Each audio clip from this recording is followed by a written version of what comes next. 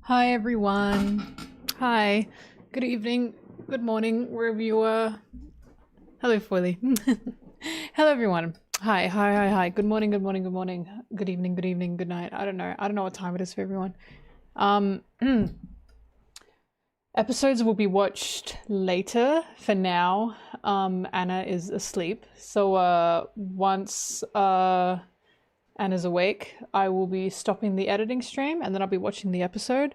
Depending on when Anna wakes up, because she might wake up before the episode. Sorry, before the chapter. But yeah, it might be a back-to-back chapter episode thing. Whatever. But today is episode day and chapter day. So while I wait for everything to align, while I wait for the stars to, you know, align, I'm editing. Okay? If you haven't been to this stream before, welcome. It's just working alongside with me, or you can perceive me. I am your animal in a cage. Or you can just have me on the background. So I will put on music and then I will get to work. And you can watch me work, I suppose. But yes, hello everyone. Hello.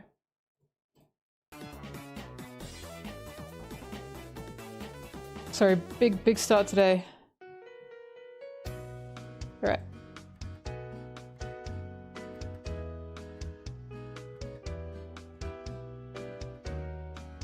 I missed the One Piece Ice show. It was so good. It was so very good. Cause I got to see it, ha ha ha ha.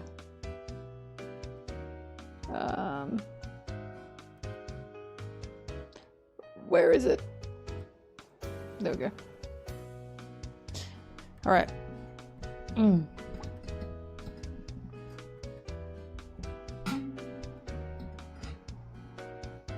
Oh yeah, please don't talk to me about the episode. Should I put like a big thing on the screen that says, do not talk to me about the episode?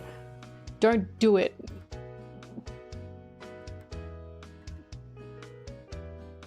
Unless I can pin thing on. Alright. Yeah, let me pin that. Please do not mention the new ep or chapter.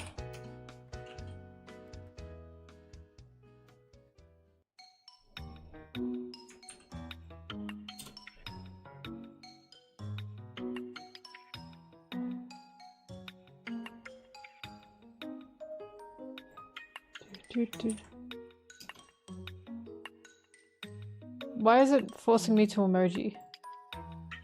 Oh my god. There we go.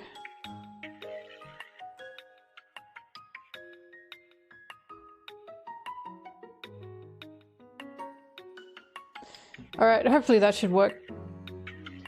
You bastards. You better be reading these chats. Because I don't want a big text on the screen, you know? I don't want that there forever. You looked at Killjoy. Killjoy songs are so good. No, Sanji would not betray the crew if Imu was a woman. Thank you for the sub. Thank you. He's fought many women before. Like, not physically, but he's never betrayed the crew. That's like saying Sanji betrayed the crew because Big Mom was a woman. Of course not.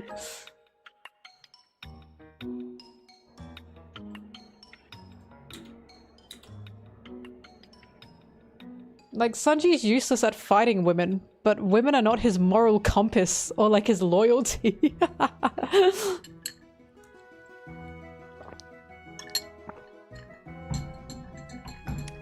That's like saying, Mel, do you support all women?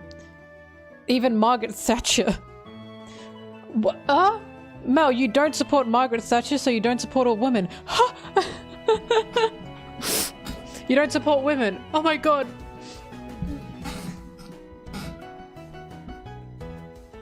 It would be funny, but it wouldn't make sense.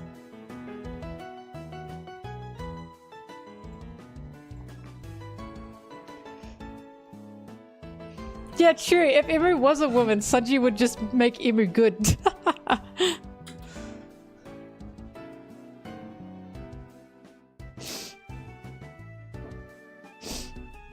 I need music. Emu, you're worse when you're full.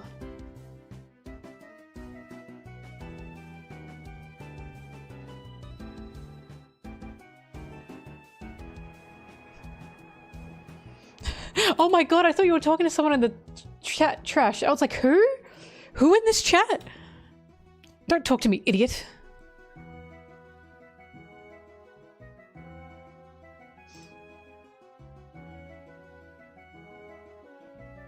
I was shocked. I was shocked.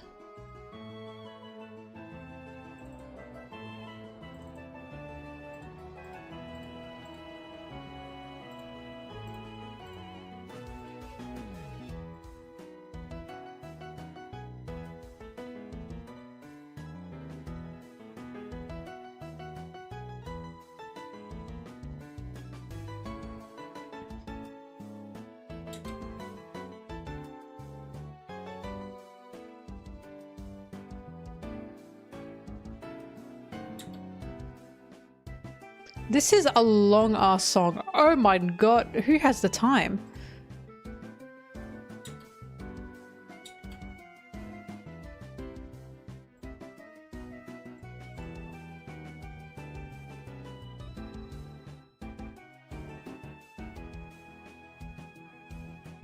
Can you imagine? Maria, it was you all along. Moria.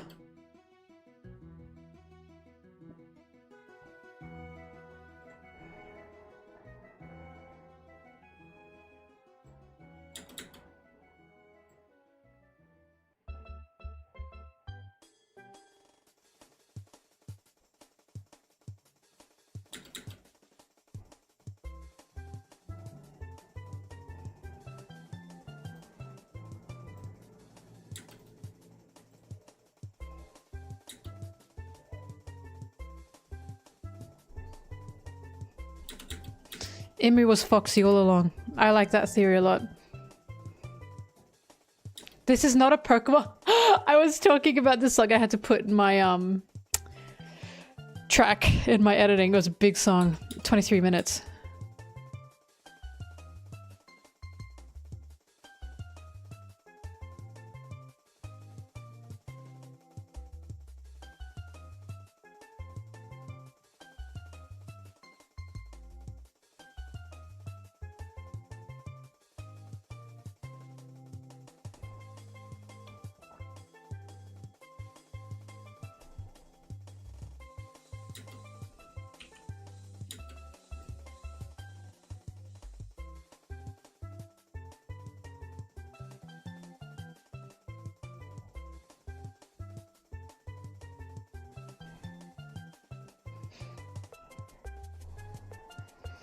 Darkest arc in One Piece? Dude, Thriller Bark is honestly up there. I'm not even joking. That Moria panel where he like says like everyone's beneath him or something, it's like terrifying. Hang on, where is it? God damn it. Better call it Thriller Bark or something.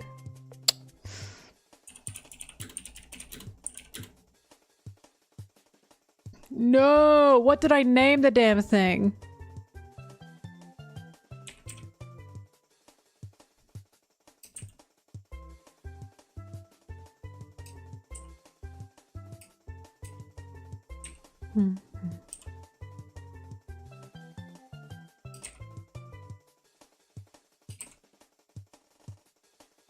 This one.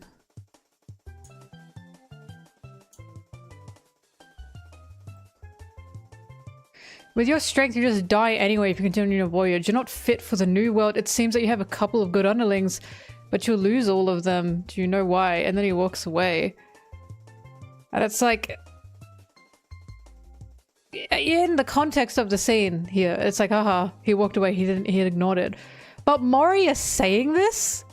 After we know what like happened to Moria and his crew, I'm just seeing a very mentally disturbed person who's overcome with grief, who's been bringing people back to life because he lost his whole crew through the form of zombies and playing God. That is terrifying to me. I think that like Moria is very sad, but also very scary to me. I don't know, maybe it's just me. Sorry, hang on. I gotta put a jacket on. I'm a little bit cold. Wait, you guys can't see inside my closet. I've decided you can't do that.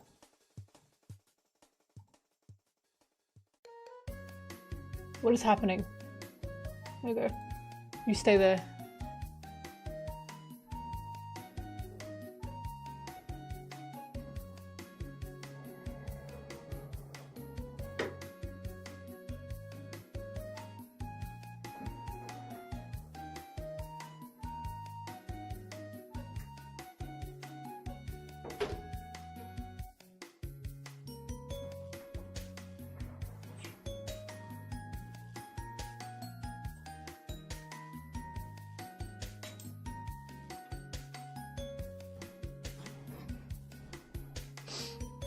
Alright, she's back.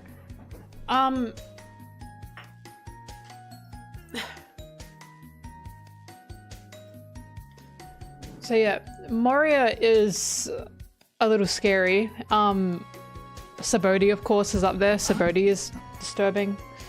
Dressrosa, in my opinion, is disturbing considering what Doppy was doing to everyone.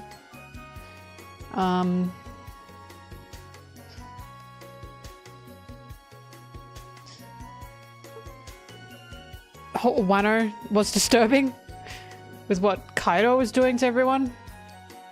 Whole Cake Island was just overall fucked with what was happening. Like, yeah, I was disturbed that children were being treated that way. Punk Hazard is absolutely... Punk Hazard's such a trip because it's one of the funniest arcs ever in my opinion, but it's also so disturbing. Mongering Longland was disturbing. They stole Chopper. How is that not disturbing, Foily? Do you hate him?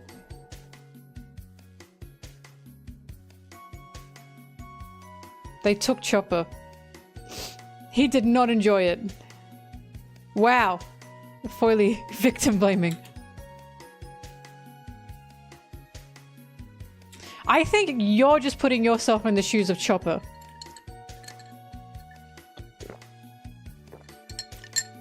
Punk Hazard is so silly, and then it's like, these children are addicted to crack by force.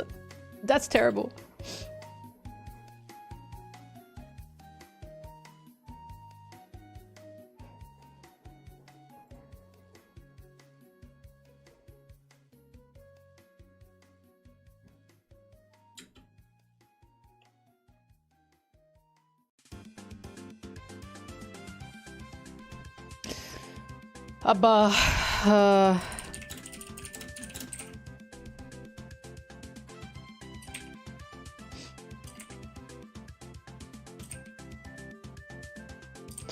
Luffy! Tasket!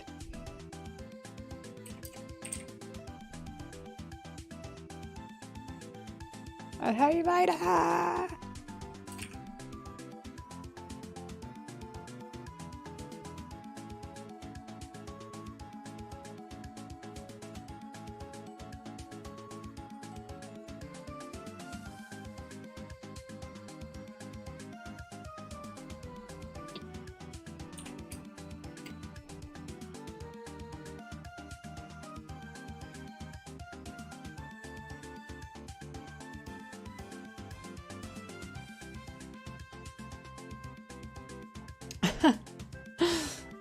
My name is Melon Tea because Melon sounds like my real name, and I've always been called a melon. And T-E-E-E because I just needed to name myself something. And Melon Tea, I don't know, it was cute. Doesn't it sound cute? And then everyone is like, Melon Tree, and I never correct them. Never. That is your God-given right to call me Melon Tree.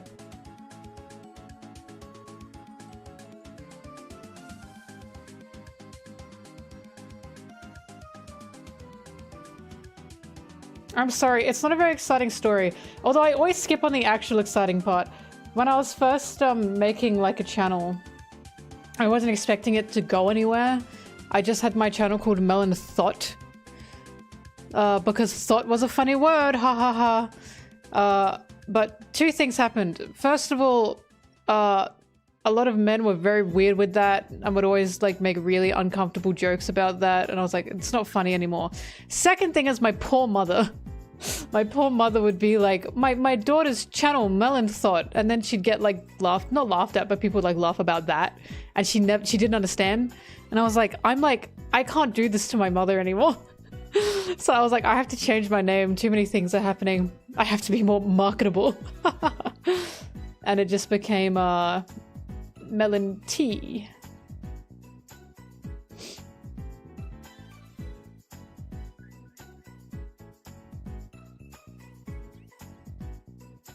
It's the Mel on tea.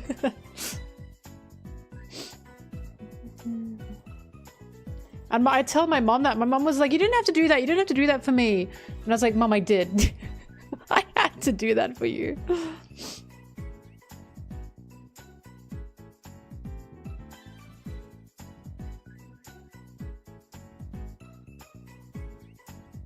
But also, like, it's just a cute word, isn't it? You have to read it like melon. You know what I mean?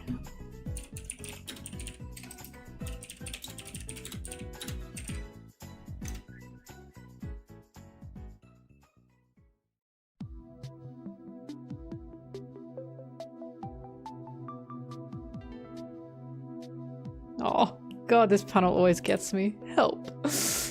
Oh, Nami, you poor girl. I hate when people who haven't seen One Piece or don't understand it use this whole thing. It's like, oh, so it is just damsel in distress. Way to take everything out of context, you dumb bitch. I'll get you. Like, imagine ignoring the fact that Nami has been fighting alone her whole life, nearly her whole life at this point.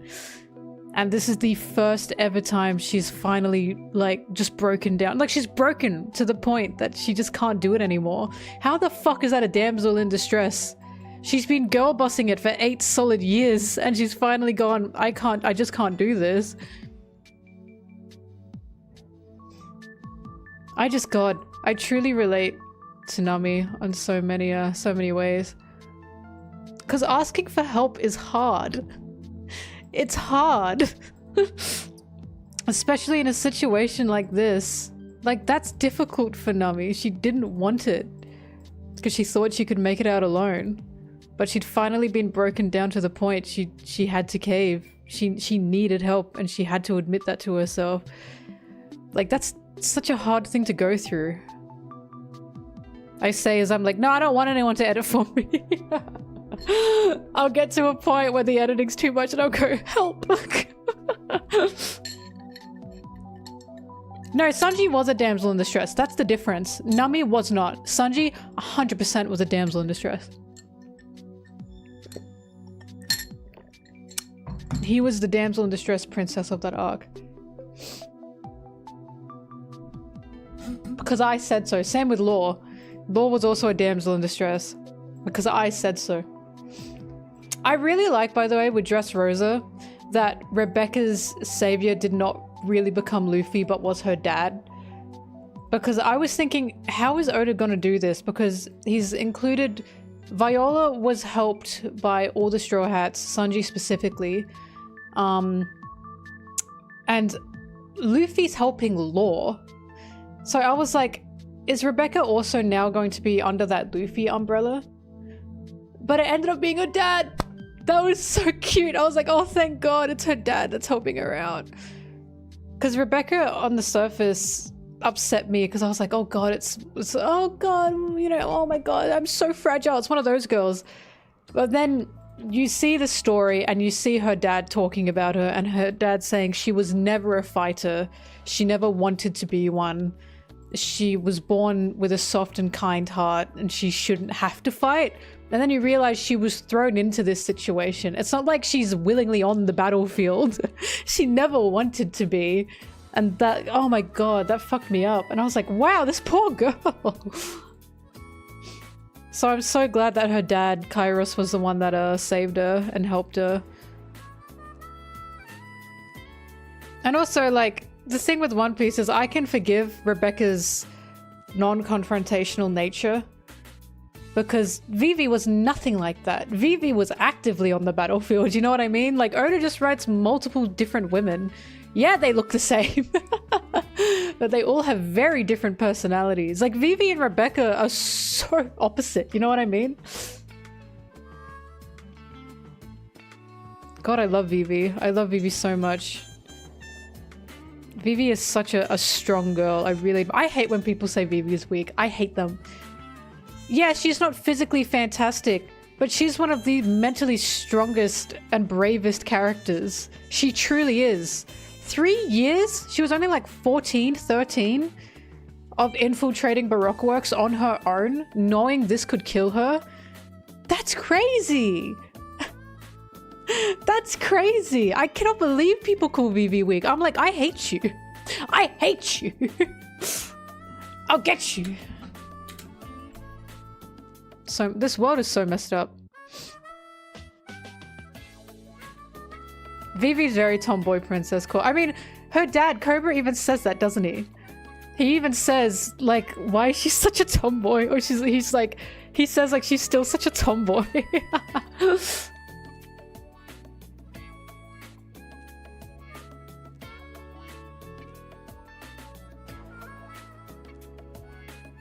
Yeah, people who say Vivi's such a nothing character, I'm like, I cannot stand it. There was someone in here a while ago that said, I don't like Vivi because she's just like, oh, morally good, like everything I do is like right kind of thing. First of all, that's not right at all. She just loves her country and would do anything for her country and couldn't stand to see other monarchs be dictators because she was a monarch. Second of all, I said this last time, that's like what Luffy and Sanji like do. Not all the time, but a lot of the time. And I was like, if Vivi was a guy, you'd be eating this shit up. If Vivi was a man, you would not be calling her a Mary Sue. You'd be like, yeah, that's exactly what I want to see from a man. Like, be true to your word. Vivi is definitely one of those characters that suffers from, she is a woman, so people think she doesn't have a character.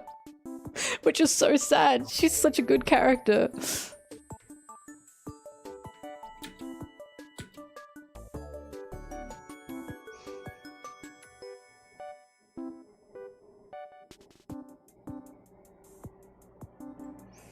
Well, usually the pain of being a shonen fan is the women are very poorly written.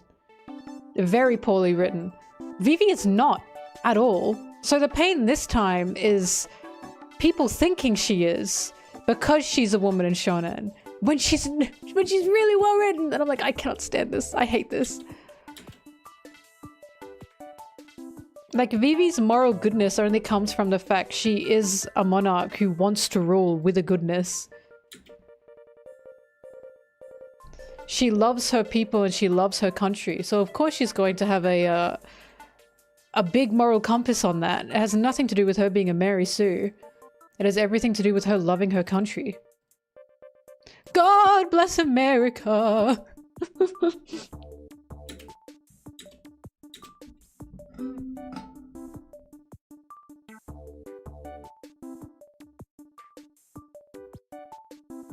Yeah, when she didn't even cry in front of Wapol.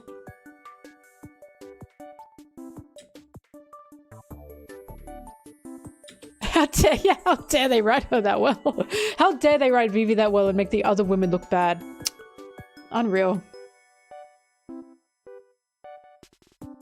I wanted to say like, and then they like this character instead, but all the girls in One Piece are really good, so I can't even use a comparison. I have not come across a woman in One Piece that I've hated, that I've been like, oh. Like I said, Rebecca came close, and then we got her backstory, and I went, oh, she's nice, actually, and I feel bad for her. And I wish she didn't have to go through all this.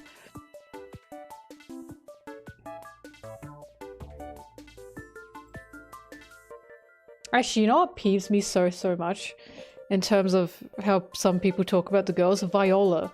When people say Viola, like, betrayed, like, her country, she got together with Doflamingo. That has to be a joke. They have to be saying that as a joke, right? As if she wasn't forced into that situation. As if she loved Doflamingo, when she clearly hated his guts. Like, you have got to be kidding me. It has to be a joke, right? That's like saying Hiyori betrayed her country because she got with fuck, I always forget his name. But, you know, the yucky man.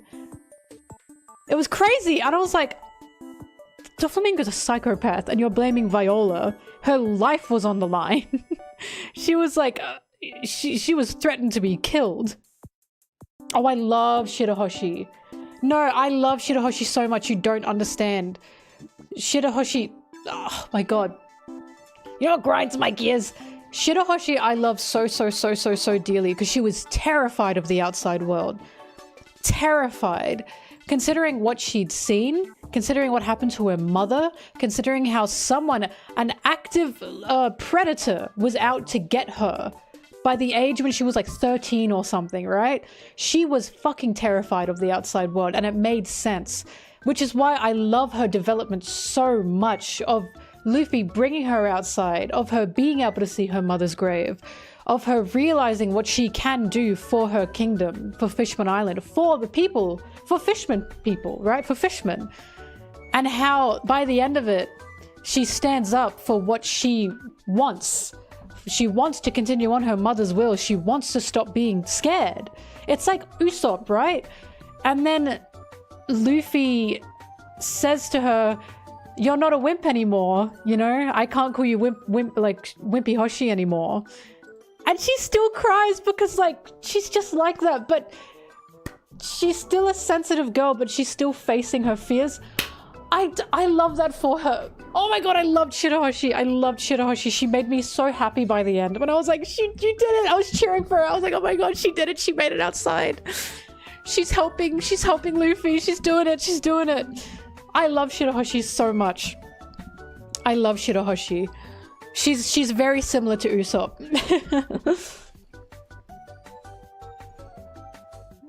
Oh my god. And when we found out the secret she was keeping and how she held no resentment for who killed her mother, and how everyone was like, oh my god.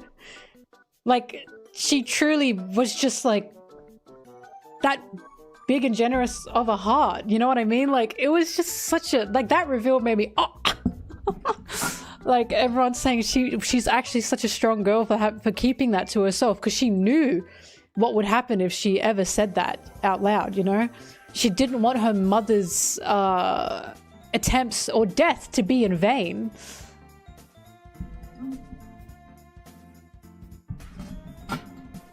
Oh god, I love Shirahoshi. And I cried when they treated her like shit at the reverie, when Vivi said, get your hands off her. That's my girl. That's my girl. I love women supporting women. I love One Piece girls. I really like the One Piece girls. They're so nice. There's so many different varieties. Yeah, Momonosuke is insane. Momonosuke is so cute in dragon form, but he's so much better as an adult. An adult now. Even if he's technically isn't. Whatever. But Momonosuke was also a good character, even if he was the trope of perverted child character.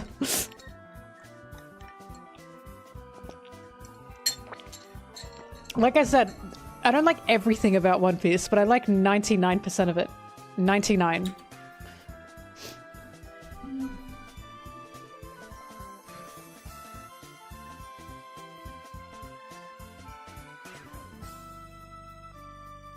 That was a shock for you? Imagine me being shocked watching One Piece and seeing Nami being the ultimate girl's girl. Like, the ultimate girl's girl. Same with Boa. Everyone falls for it. Everyone thinks Boa is such a bitch and she like hates women. The reason she's a warlord is because she wants to protect her island of women from men, from the world, because she knows how cruel especially men are to women, right? She had to witness that firsthand. She doesn't want her girls to go through that. Yes, she was cruel to Margaret, I think her name was, but that's because she broke the rule.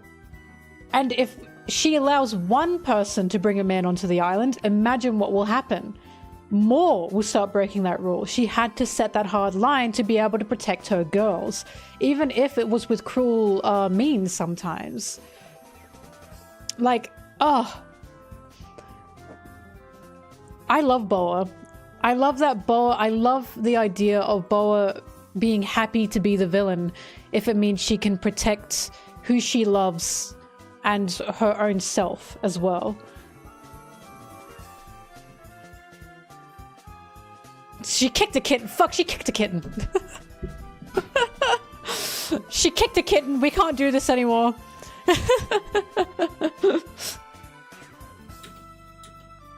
But yeah, I love Boa. I don't know, Boa really represents, like, I'm shocked that a man wrote Boa. I really am. Because Boa truly feels like a woman experience. I can't explain it. Where you're just demonized because you're trying to protect yourself and your fellow women and you're scared. So you act harsh on the outside. Like, Boa should smile more. Boa, you should smile more. There's a lot of relatable feelings to Boa.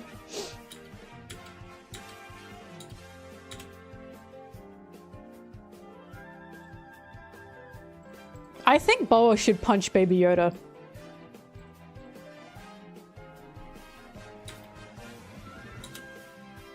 But yeah, with Boa, I'm always like, who did Oda talk to when he made Boa? She's a bit too close to home. She hits a little bit too close to home.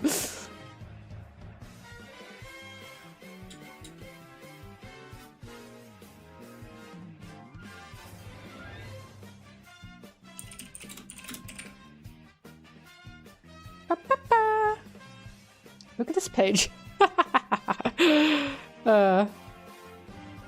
He talked with Megan the Stallion. I hope he did. I hope he likes Megan.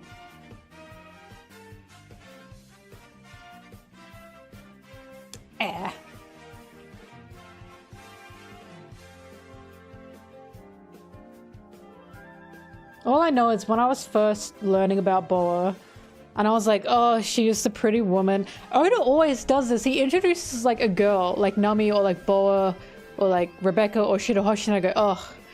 And then we get their story and I go, oh, wait a minute.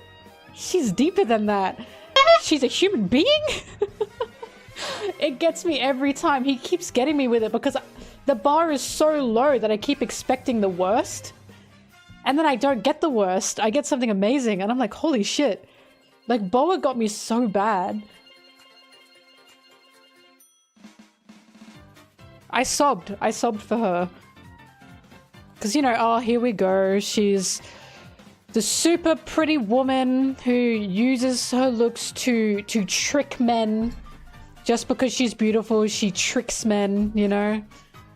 Even though it's no fault of hers that these men are just seeing her for her beauty. And not any, you know, just as an object, right? But she's the bad one here because she's the one tricking them.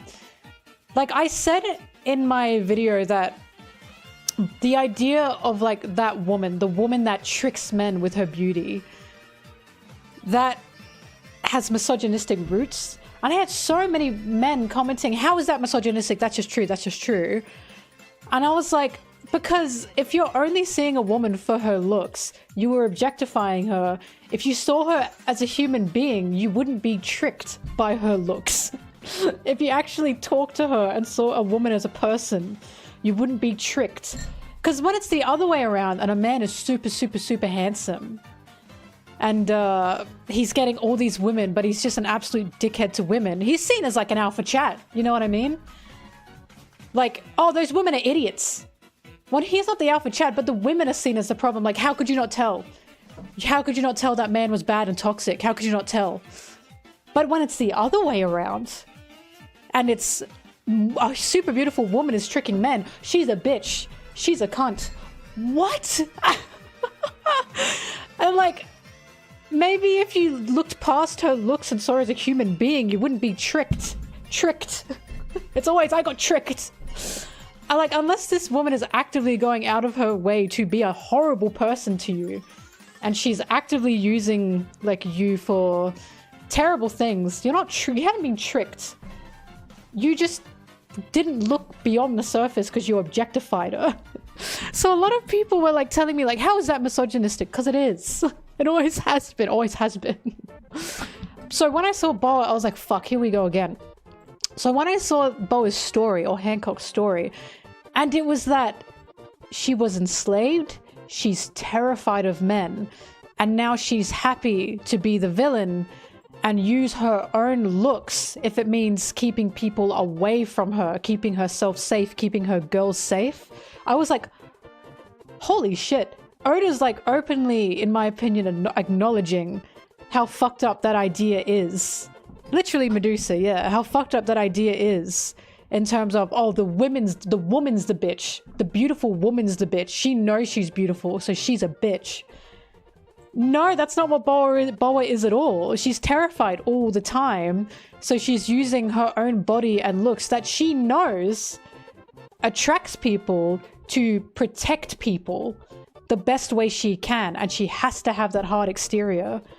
Like, that fucked me up. It really fucked me up. Especially with her fruit being forced upon her. The fruit that literally, you know, the objectify fruit essentially being forced upon her. How crazy is that? That's 100% on purpose. Like, you can say what you want about Oda. He doesn't always handle things great. I'll admit that. But Boa was exceptional to me.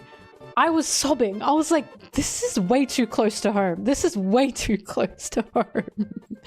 And Bo is seen to be the monster and the villain just because she wants to keep herself and keep her girls safe. And she'll happily be the monster if it means she can always keep herself, you know? And always keep the girls around her safe. Fucking hell, it got me so bad. But yeah, it made me sob. I was like, Oda, who did you talk to?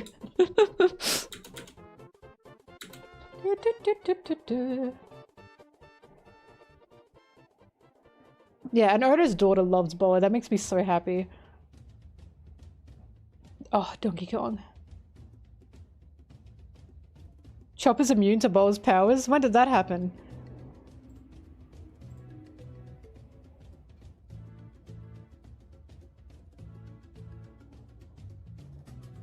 Oh yeah, we now know how Boa's fruit does work, right? But we didn't back at the time.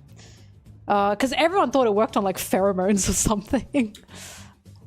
But like Blackbeard said to Boa, the fruit is wasted on you. Because I don't think she really knew either.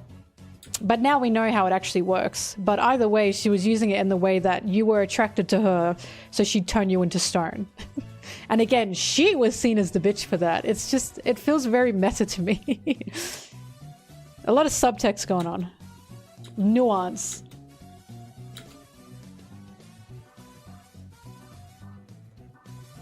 No, I think it makes perfect sense that Boa likes Luffy. Because again, Luffy saw Boa as a human being. For the first time, not even other women like were like normal with Boa. It was everyone. But Boa is specifically terrified of men for many reasons. But no one saw Boa or Hancock as a human, right? So she thought for sure Luffy wanted something from her. And she thought for sure that Luffy, just like all the other men she'd met, was a selfish person who wanted to use her for their own gain. Hence why she gave him that option of, I can either give you a boat and help you get off the island, or I can free the girls and free Margaret and free the other girls, and you are stuck by yourself. She thought for sure Luffy would say, give me a boat, because in a way that's forgetting about the other girls and using Boa's own influence and power to get off the island. And instead, Luffy said, oh, thank you so much for being considerate and freeing those girls. Because Luffy was like, I can find my own way off the island, I just want these people to be safe. That threw Boa in for a loop. Because she'd never experienced that before.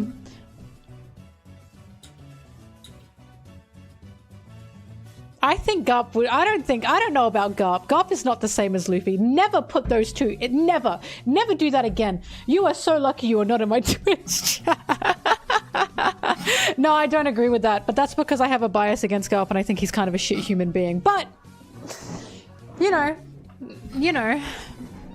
but Garp would only free those girls if they were Marines. He's a good character, okay?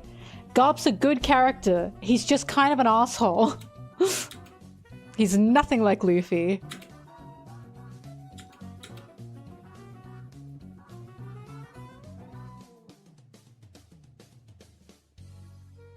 I hate the establishment.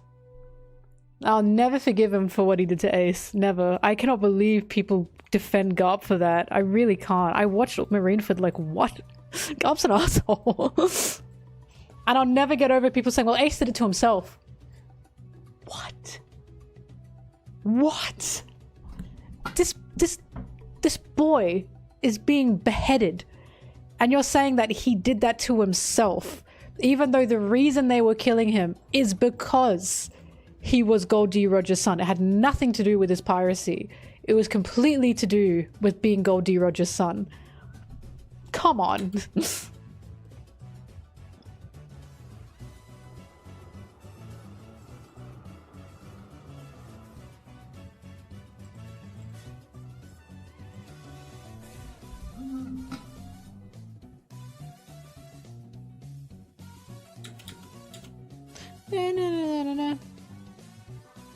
The only reason Kobe didn't react to Boa is because Kobe's Luffy-brained. Kobe and Boa are the same.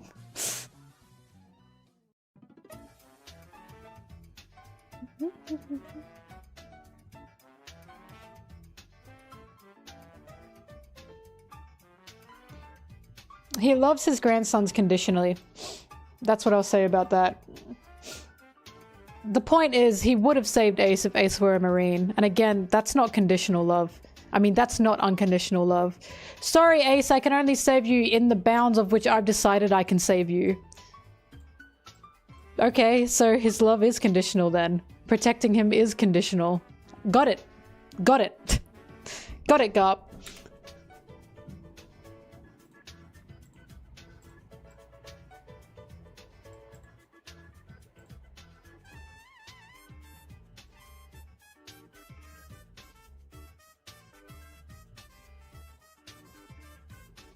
That's like, well, my child, I could have supported you if you were a business major, but you picked art.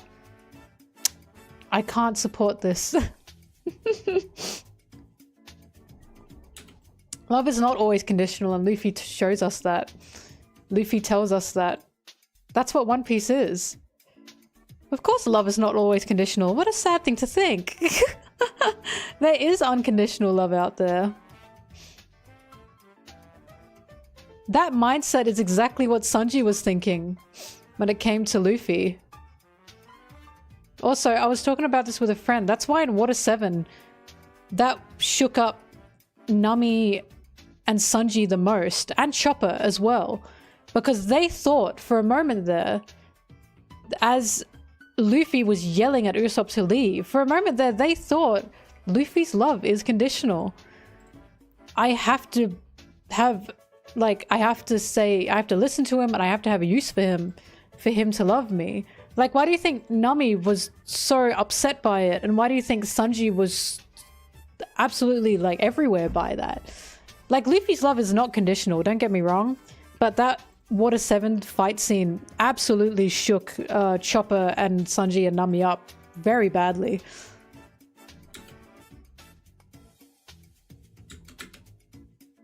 Luffy's one of a kind, but you still love people unconditionally. I have best friends, my mum and dad, my family. Like, well, I understand it in terms of, like, I have a very nice family, luckily, but it's like, I love my best friend unconditionally. I've known her for a very long time.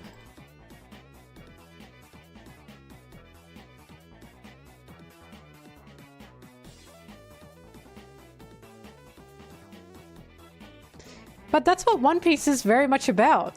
Love is and can be unconditional. And when it is unconditional, you do not question a person's love.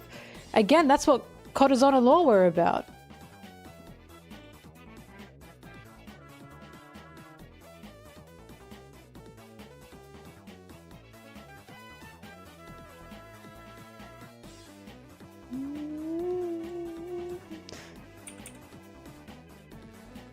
But yeah, it's no wonder that Sanji thought, if I fight Luffy off in Whole Cake Island, maybe Luffy will leave. Because he's semi-saw that happen in Water 7. They were prepared to up and leave Usopp if Usopp didn't apologize. So Sanji thought, I'll beat the shit out of Luffy, I won't apologize for it, and he'll leave me. But that's why I said in my Luffy video, Luffy's learnt now what unconditionally loving his crew means. He's learnt what it means to be there for them. And that's thanks to Water 7. And Bonnie as well, yeah.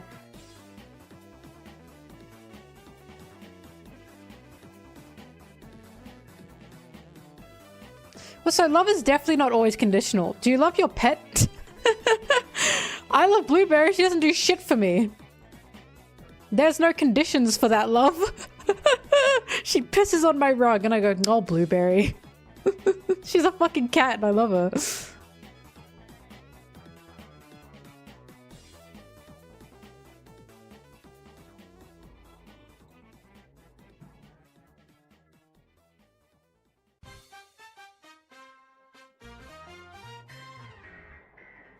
The conditions is she's cute. Maybe true, perhaps.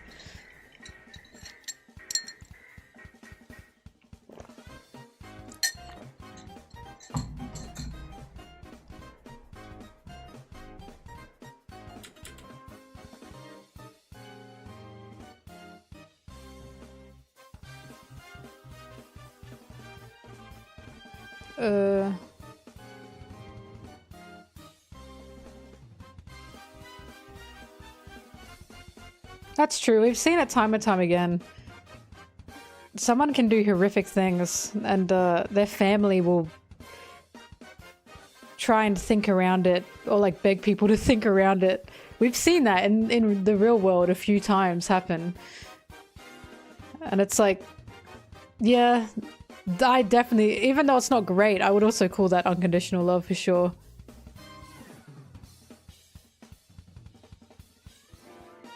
Condition is for pets that they're there. Blueberry doesn't even sit with me half the time.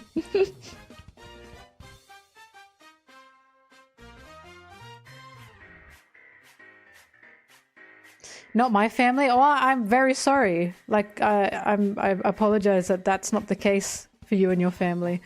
Like, it does take a position of privilege, I will say, for a family to have that kind of unconditional love. But you can find that in other places. You can find that amongst friends and amongst peers.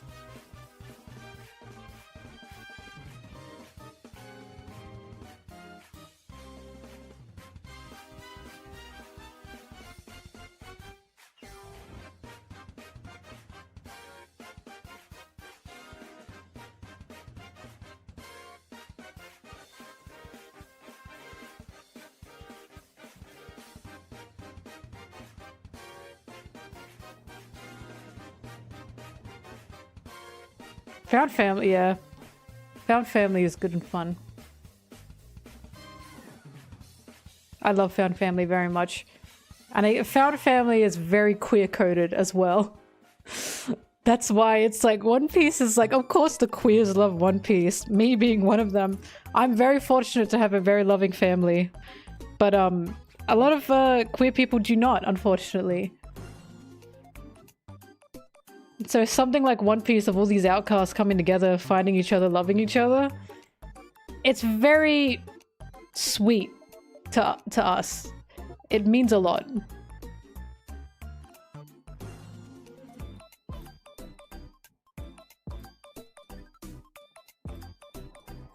Also, the thing with Sanji grabbing his hair, it could be a helmet thing. But it also could be that's just one of his tics, like one of his stress things, habits.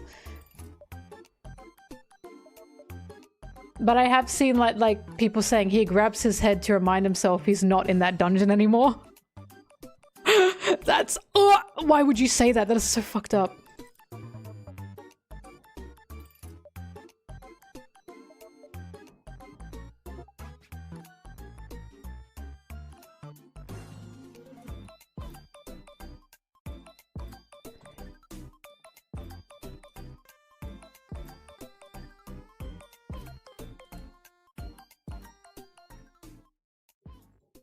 Sanji's two stress habits are pulling at his hair, or putting his hands in his head, on his head, in his hair, and smirking excessively. Like when they found out Kami had been caught and he smoked like 3 cigarettes at once. Jesus.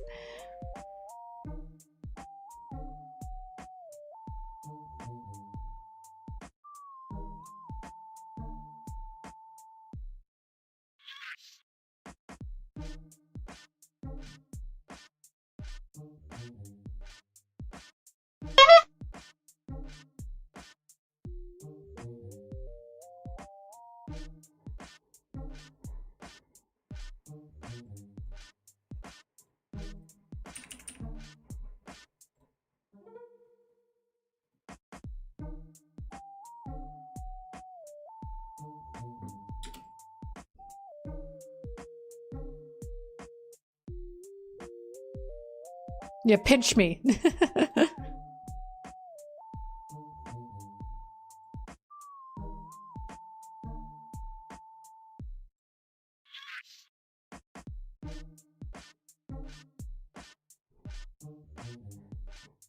Yeah, Nami letting Sanji smoke in her body was very sweet. That made me go, oh, Nami.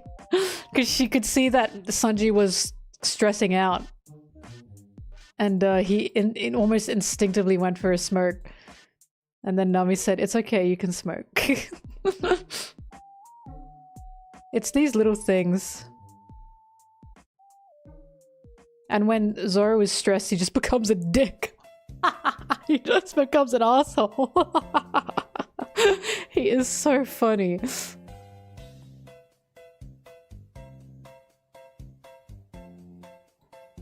Or when Zoro is stressed, somehow he unlocks 100% of his brain power. Like, that kills me. When he was falling during the king fight and he was like, wait a minute. How did Wado get to the East Blue? That was so funny.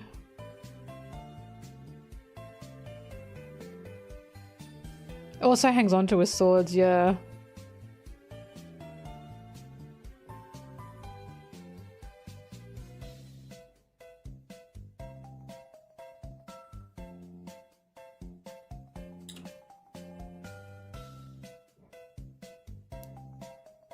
Probably why many characters aren't like their parents at all. Yeah, probably why.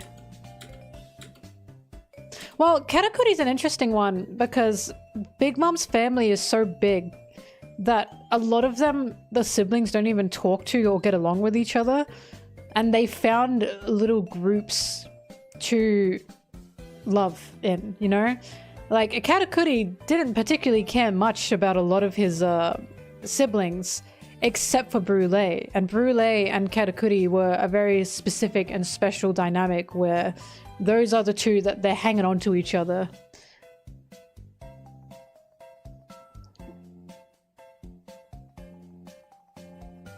Like, they're like a found family within a family, you know?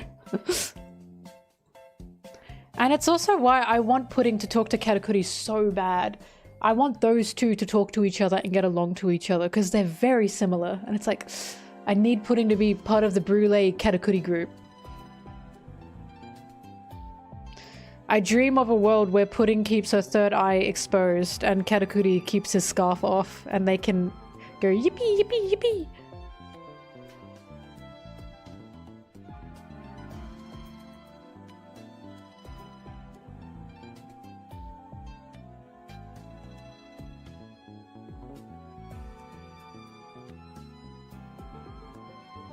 Found family, but they're actually related.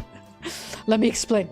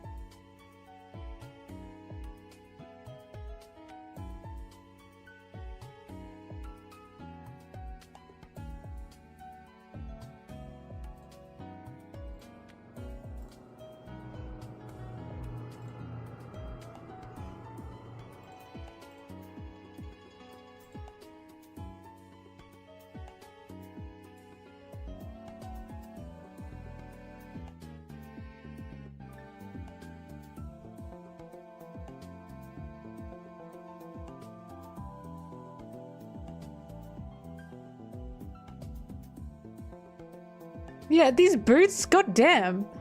Since when did you wear those, Zoro? Something that pissed me off about Zoro is when we got to Alabasta, he still hadn't like changed his pants.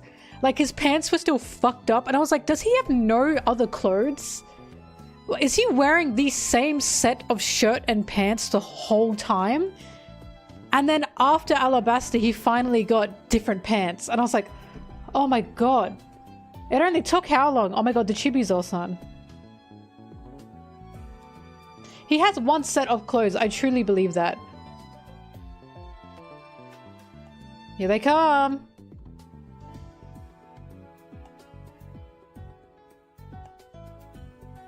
Yay. I mean, my theory is Zoro's shirt used to be white, but he wore it so much that it's now cream colored.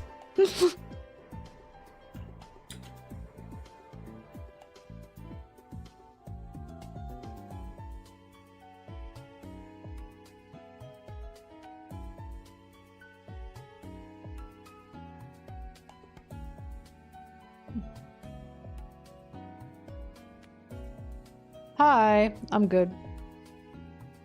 Ah! First virus of the day.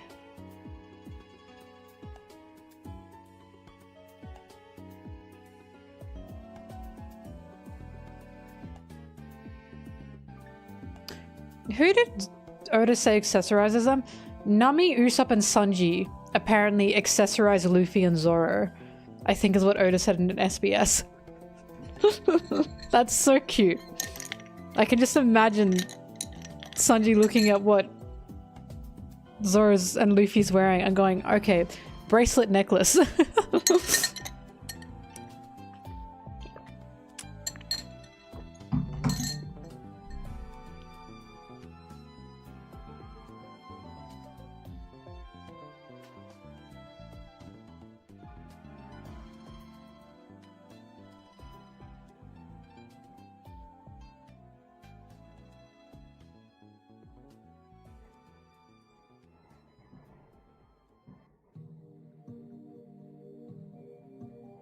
Wow.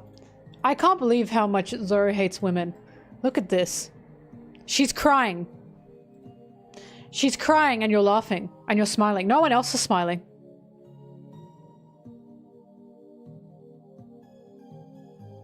He just clearly hates women. What else could this mean? You know? He just smells blood. This is a nice cover page though. Stand by, stand by, stand by, stand the pain. What a cute little cover page. Bro, this is deep. Stando the pain. Pain. Stando by. So true. Why is 5 before 4? What are you talking about? 1, 2, 3. Maybe he added Sanji and went, oh shit. Bro, he wanted Sanji to be under Nami so bad. Maybe because Usopp's a liar and he convinced Sanji. Nah. 4 comes after 5, Sanji. That's funny.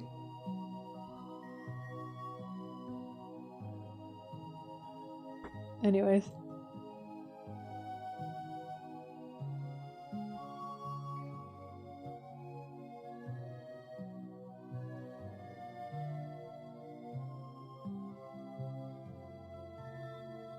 Brothers!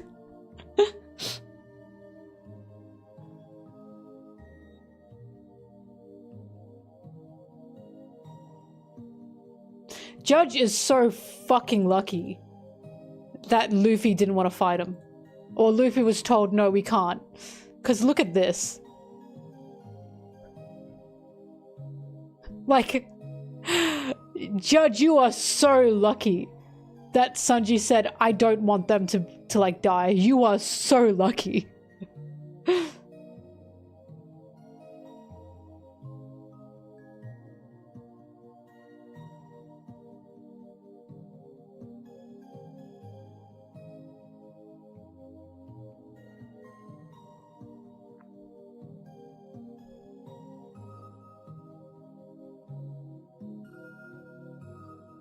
Do I think Mr. 3 will come back? Hasn't he already? Isn't he with Buggy D Clown?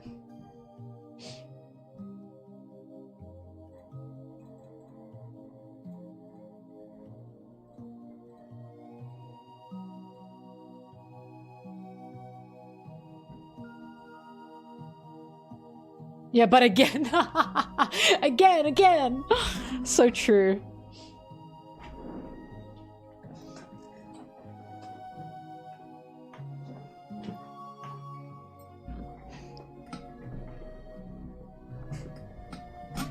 I'm here to kick ass and kick ass, and I'm all that ass.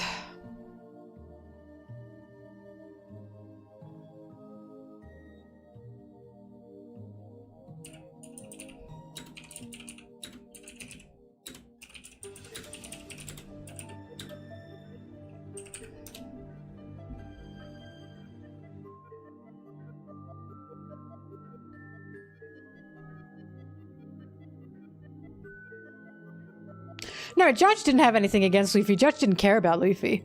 But I'm saying Luffy would have beaten the shit. Like, Arlong didn't have anything against Luffy.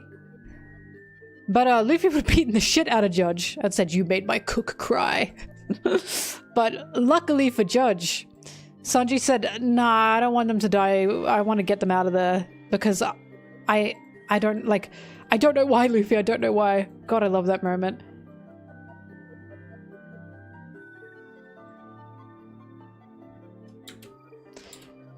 God, Oda's just so good at that. The amount of people that have gone, well, why? Why doesn't Sanji want, like, the Vinsmokes to, or Judge or anything to be killed? First of all, because he said Zeph would be disappointed if I just let people, like, die like that. And he didn't want Zeph to be disappointed in him. And the second thing is because that's still his blood family and it's still complicated. Like, that's how it is between, like, an abusive family and the kids who are being abused. You hate your parents, right? But you don't, like, a lot of them don't want their parents to actually die. It's tough.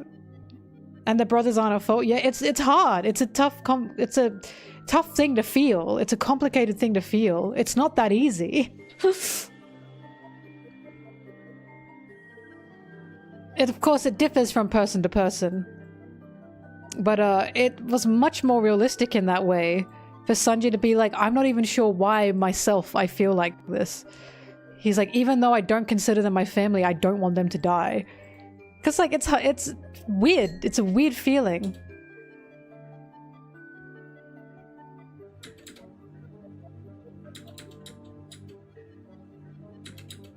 What is Sanji doing?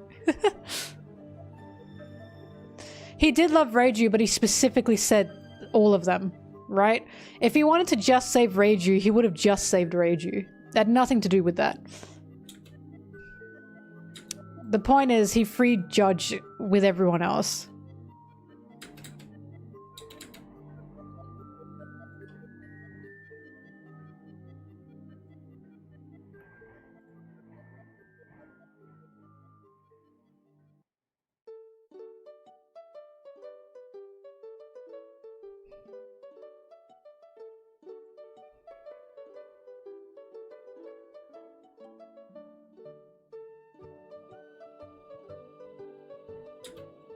La la la la.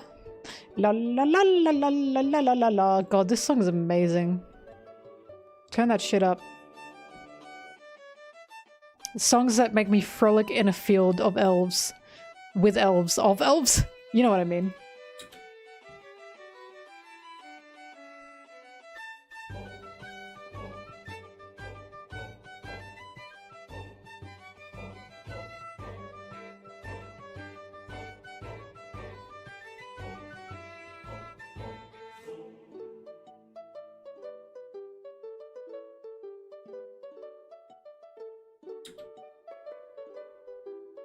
Yatatata. I'm a little elf, I'm a little elf.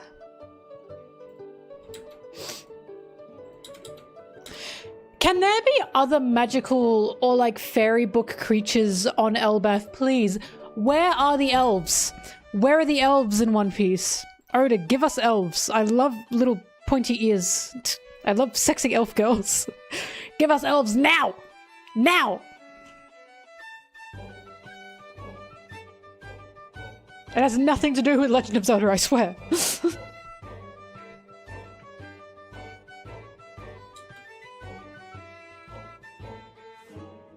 Nope.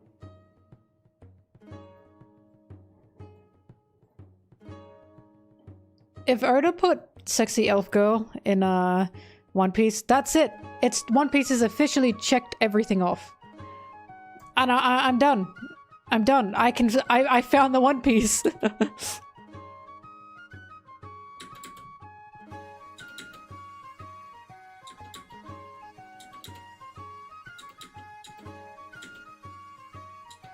I use 17.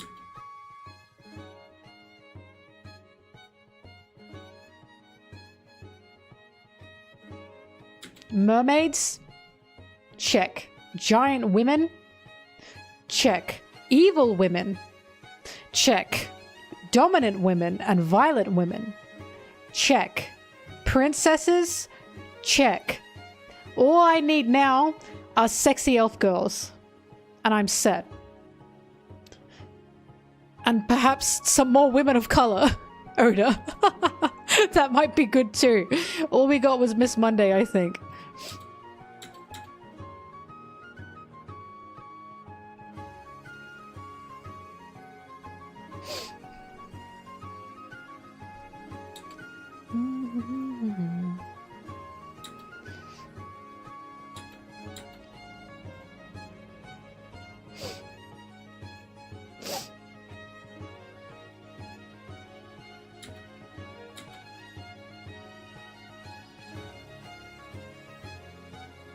I really want the giant women on Elbaf to treat Sanji like a little Barbie doll. Like a little dog they put in their purse. I'm desperate for that. It has to happen.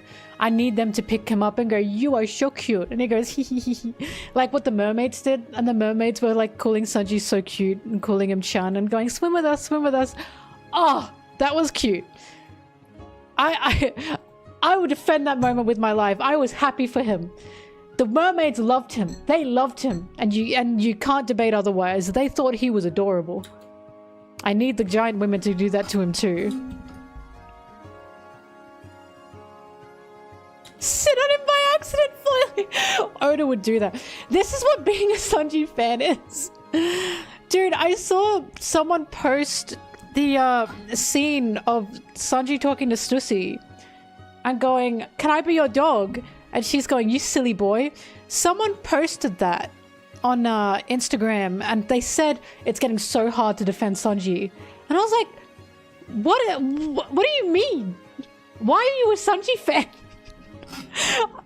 Every Sanji fan I know, who are women mind you, all thought that that scene was adorable. We cheered.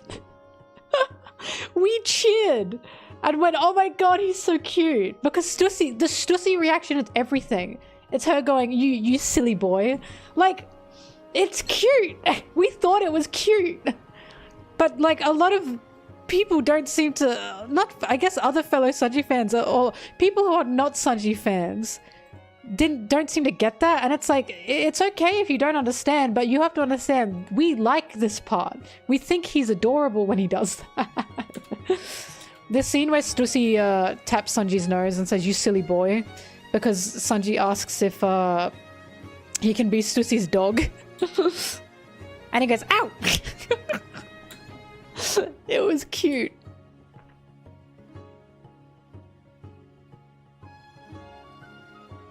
The thing is, I would do that to Sanji. You know what I mean? That's my thing. I'd tap him on the nose and say, "You silly boy." How can I be mad at this?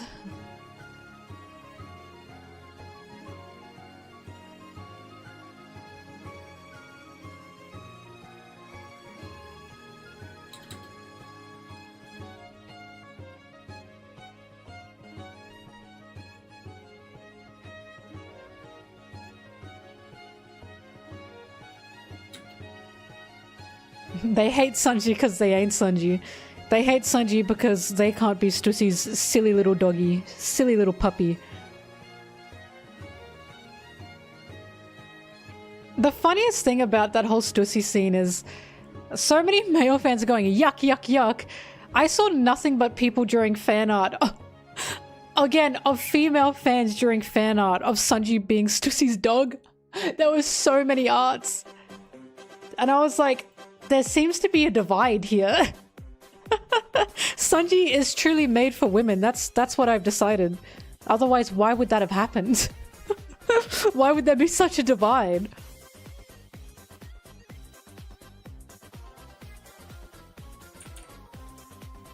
Sanji's just so diverse.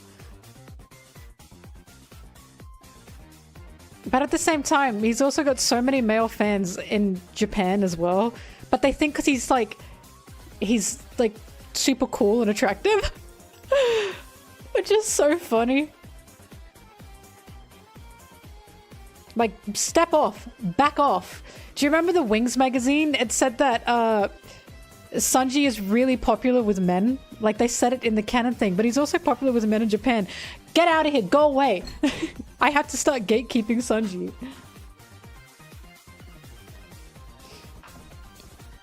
I need to start gatekeeping him now.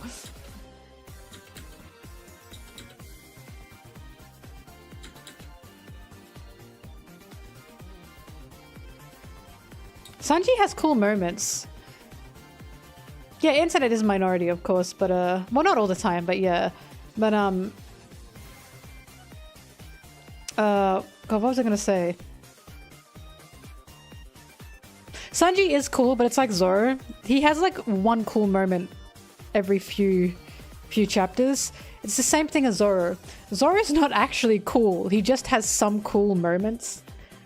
But his character is not very cool. He's a goofball. He's an idiot. And it's why I like him. It's having those cool moments and then he goes back to being stupid.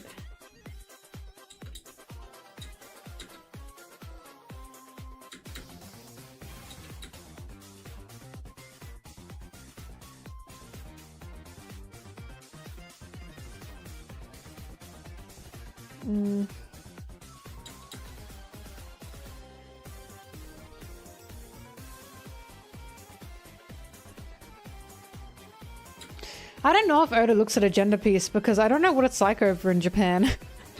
I have no idea what it's like over in Japan. I assume they have similar things happening.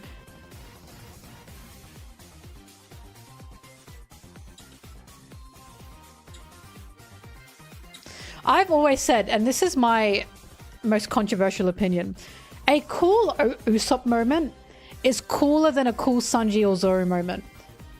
I stand by that. When Usopp has his cool moments, I shit my pants. Because it's overwhelmingly cool. The scene in Dressrosa, where he used his newfound haki that he didn't even know he had, still doesn't know he has, to save Law and Luffy. That was so cool. I like fell off my chair. And cool Nami moments, yeah. Yeah, I've seen the One Piece on Ice clips. I saw One Piece on Ice when it was around last year. I saw the debut performance.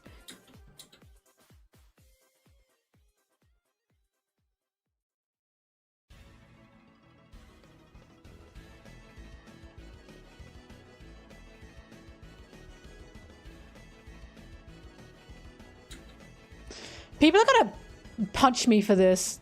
They're gonna get angry, but I'm saying in the Arlong Park fight, what's beginning to be established is the wings dynamic between Zoro and Sanji. Because it's important. It's important. But a lot of people don't want it to be. But it's like, I have to establish this because guess what happens in the future One Piece chapters? They keep getting paired up. Because they are the wings. They are being established as the wings. I have to mention this. Oh, bye-bye. But I know people are going to be like, why do you keep mentioning them? Because it's canonical. It's a narrative.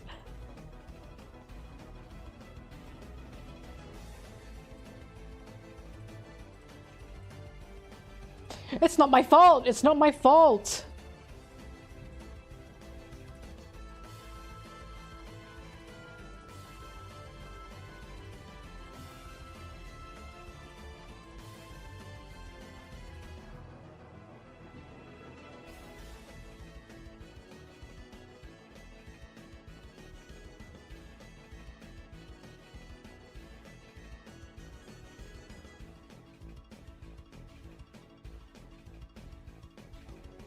Because Oda is really building up their characters and their teamwork through the first chapters of through the final chapters of the East Blue. Because I mention it here that in Arlong Park they're being established as they fight the left and right hands of whatever captain Luffy is fighting. That's where Arlong Park establishes it, right? And they talk to each other a lot through the fight. That's an important part. Usopp even runs off. And that's because... And Usopp runs off and Luffy gets sent to the bottom of, like, the ocean. And that's because Oda is giving Sanji and Zoro time to build their chemistry and dynamic. Because he's very good at that. And then after that, there's a really good scene, and I say it in the video, during Logetown, where Zoro and Sanji are running towards the execution platform where Luffy's about to die, and they both say, if only I can slice it down, if only I can kick it down. It's like a shared panel, essentially, and they both say nearly exactly the same thing, and that's clearly foreshadowing that if they just worked together, they'd be fucking unstoppable. But they're still figuring it out because they kind of just met each other. But yeah, like, Oda's good at that, so it's like, this pisses people off, but it's narrative, it's true.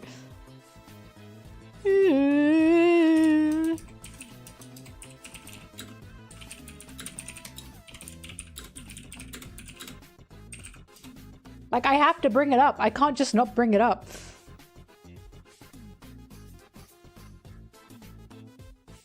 And it's not like I don't mention the other dynamics in the video as well.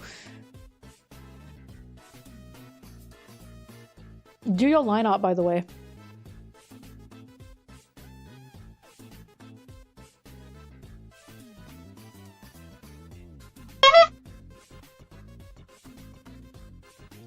Because it's like in Syrup Village, Oda established the duo of Usopp and Nami.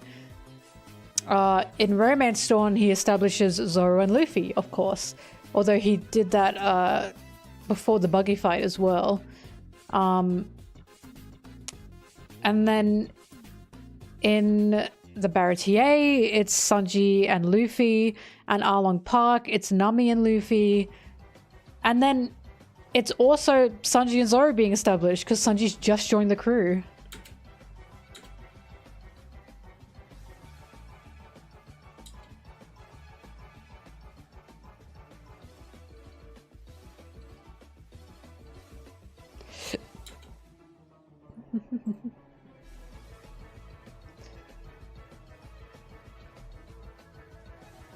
Sanji was also part of that.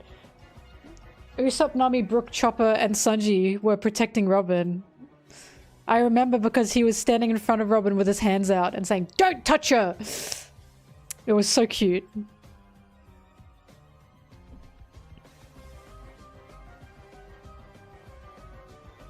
So cute.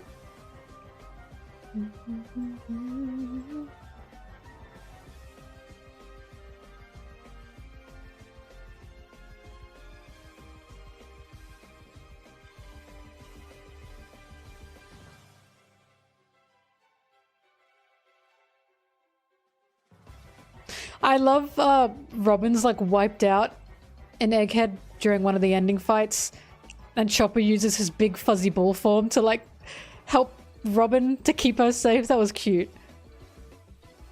There's a lot of cute things that happens in One Piece.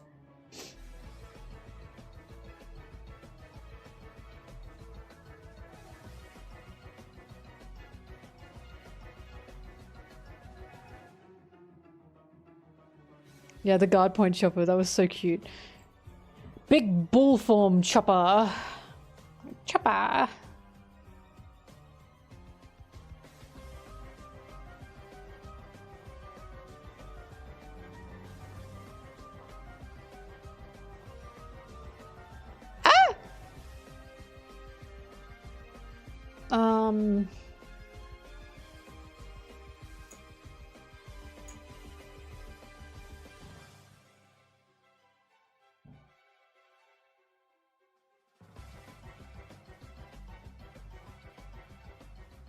Shut up! Shut up! Shut up! Shut up! Oh my god, shut up. I'm whimsical again. I'm whimsical again.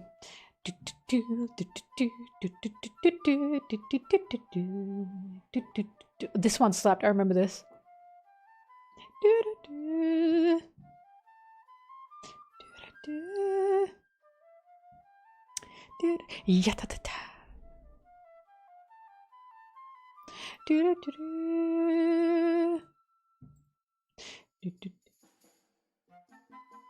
Oh my god, this slaps so hard. The power scalers dealt with Zoro's absence by saying if Zoro was at Whole Cake Island, he would have killed Sanji. He would have never forgiven Sanji. That's how they dealt with that.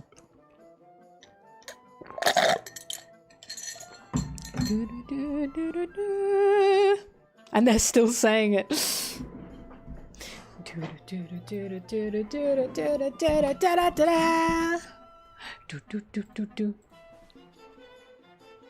Oh my god. It still goes hard. It still goes hard. It slaps, I'm afraid. It slaps. La la la la la la la la la. Yatata. Ah. La la la la la la la la la. Do do do do do do do do do do do do para para. Do do do do do. Do do do do do. Tricked me.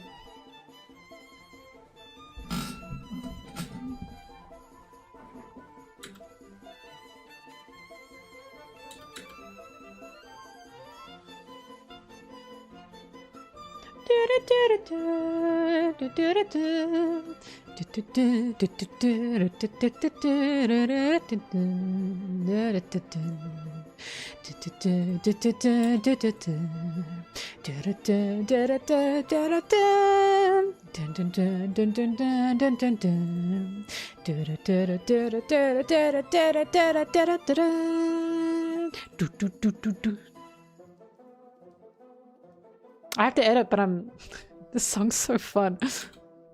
Whimsical little fairy flying around in the trees. Yatatata.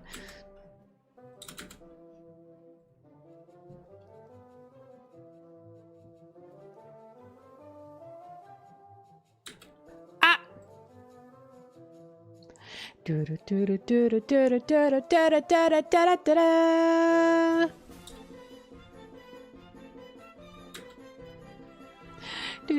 do.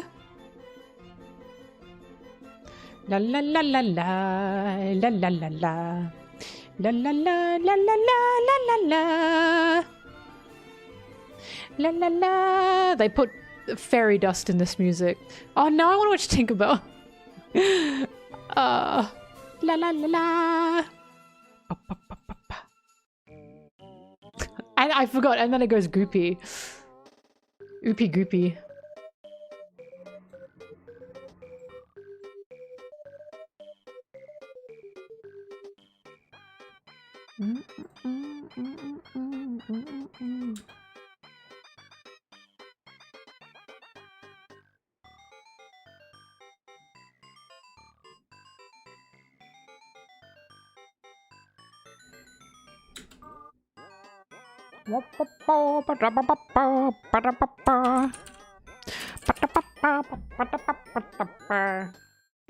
Hababa. Oops. It's a bit farty. It's a bit glop and gorp.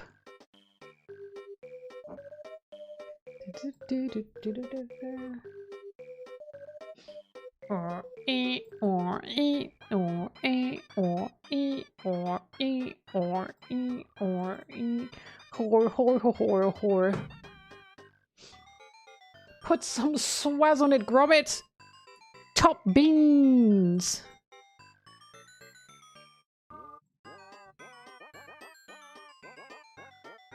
You gotta put some swaz on it, Gromit.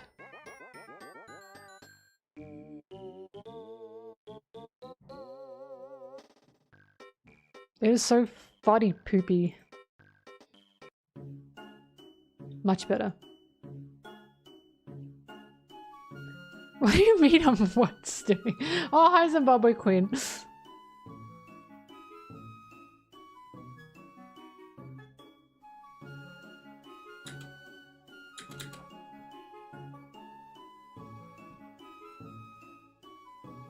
You've been here? You did not say any- Oh yeah, I see you up there. Okay, never mind. Haha. Haha.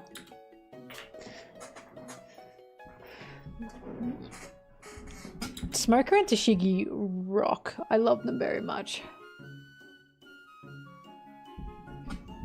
Written from Sanji's pub. What are you sending me?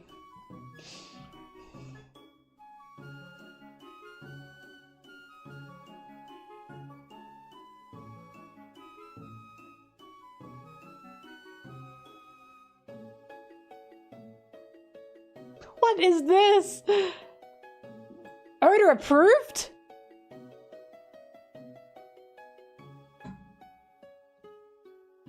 The gang's biggest drinker.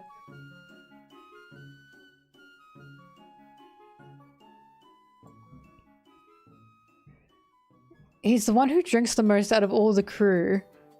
At Whiskey Peak, he pretended to be drunk, then went on a rampage in the fight, so he must be a slacker. Before you know it, he's competing with someone, whether it's a human or an animal. Or an animal? And I heard from Usopp that he drank a huge cup of sake without Luffy noticing. I'm not saying he shouldn't drink, but I hope he doesn't drink too much and cause trouble for those around him. Hang on, so Sanji's saying this? Is that what the context of this is?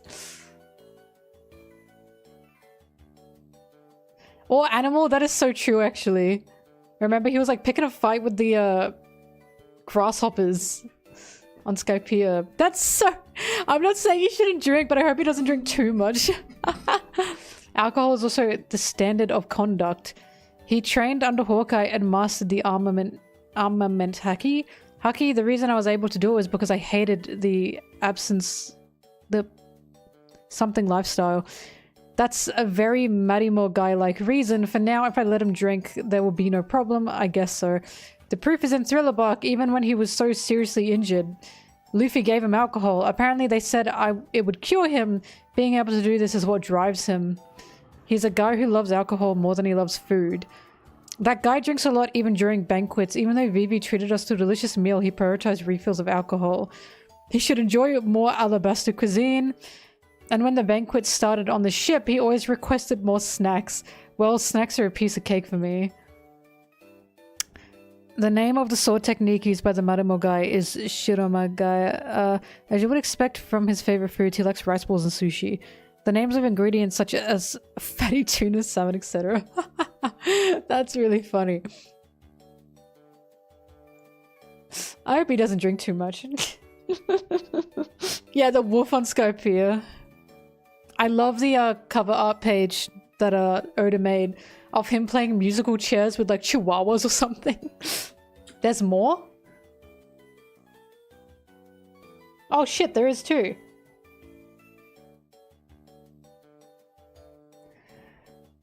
His daily routine is to sleep, train... Hang on, I can't. His daily routine is to sleep, train, drink, etc. That's what I think, but if he were to get sick of living that kind of life, which I don't think is possible, then as someone in charge of managing the health of the crew in terms of food, I would be like, that's unbearable, that damn sword. I came up with the... He's like writing in his little dream journal or something. What is going on? That's unbearable, that damn sword. I came up with a recipe that even a brave man could eat? Brave man? There are a lot of things that seem to be parodies. It seems like it. Well, actually, it's really... I don't know if it's due to the material. Oh, he's talking about his puns. The person who made it is an idiot. The cooking progresses rapidly. It's definitely delicious. Everyone has a Marimo guy. What goes well with your favorite sake and rice? I'll tell you. Everyone has a Marimo guy! Making a name for yourself in the sake industry. A direct interview with... Okay. I gotcha. Everyone has a Marimo guy. That's... Everyone's got a bum husband who just drinks and works.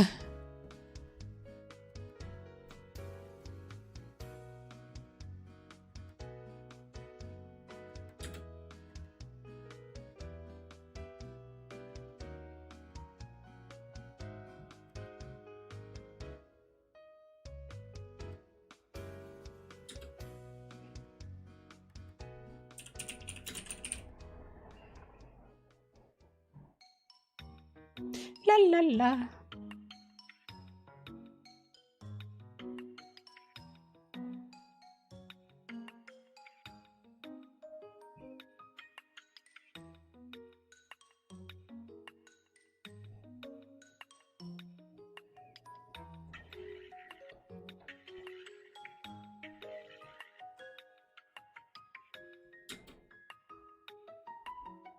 Dude, is that Oda approved? Oda obviously writes that.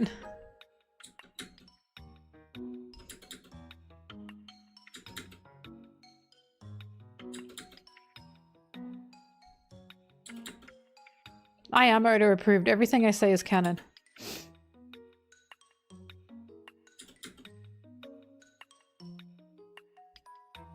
That smiling friends meme? Which one? There's a few. Dude, why are you here? Go home, you're so old. Is that the one?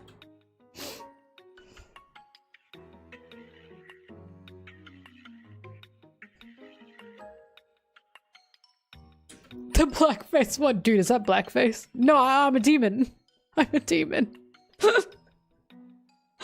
And then they tear at him and kill him. Oh my god. No, dude, I'm like actually like a demon. It's such a stupid episode. Yeah, whoa.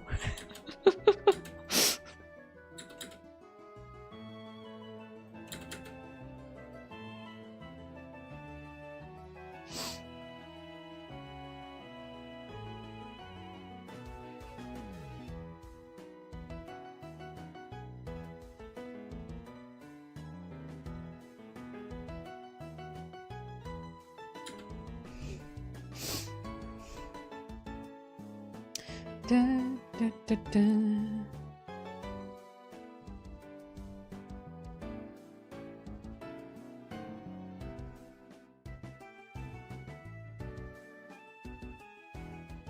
Also, I'm trying to take a rain check in my own way. I said to you guys in like one of my last streams that with Luffy, Zoro, and Nami, the Romance Dawn trio, I said I can't remember them having a moment together since the Skypiea Mocktown, since the Mocktown bar scene. Does anyone know, like, is that true? Does anyone remember if they've had any other moments together since then, like all three of them? Because I can't think of anything. And now I'm like, wait, Oda actually hasn't touched on them for a while.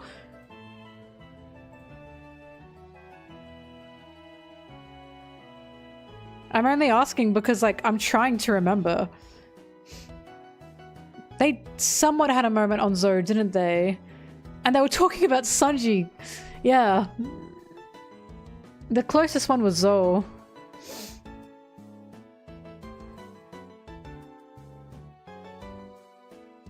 Yeah, he hasn't touched on those three as a trio for a while, has he? I gotta wonder if they're going to get anything in, like, Elbaf. But I kind of doubt it because Elbaf didn't really include those three. I assume anything with Buggy will include those three, maybe? Are they saying this because Oda, like, pairs characters off when he does, arcs? So I'm like, are they gonna split again? Because he tends to split them through arcs. Because it's much easier to work with the characters that way.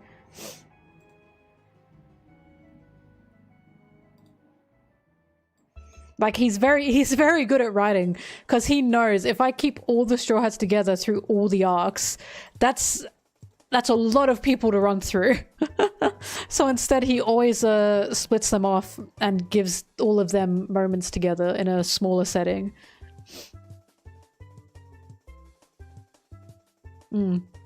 It's just a lot easier to handle writing that way. And it's also less, like, stress for the readers as well.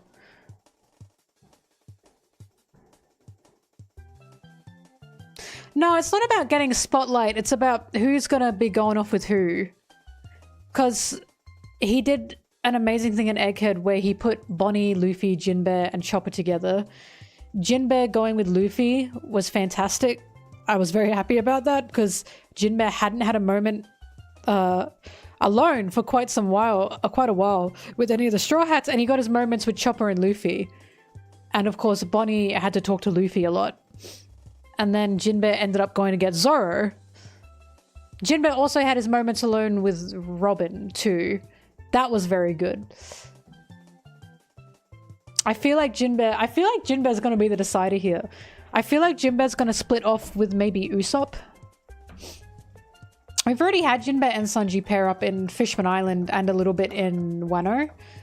We saw how Wano we saw how Sanji and Jinbei interact. Egghead as well. Egghead too. We saw how Jinbei and Sanji interact. So, sorry, I've got a poster of all the Straw Hats minus Jinbei on my wall. I feel like Usopp and Frankie is who Jinbei should be paired off with in Elbaf. But we'll see. We'll see what happens.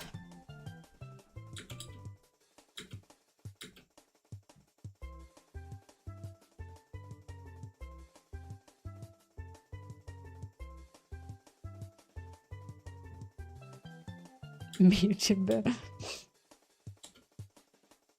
Luffy and Usopp? Yeah, because it is Elbaf, isn't it? In it. That's a good point.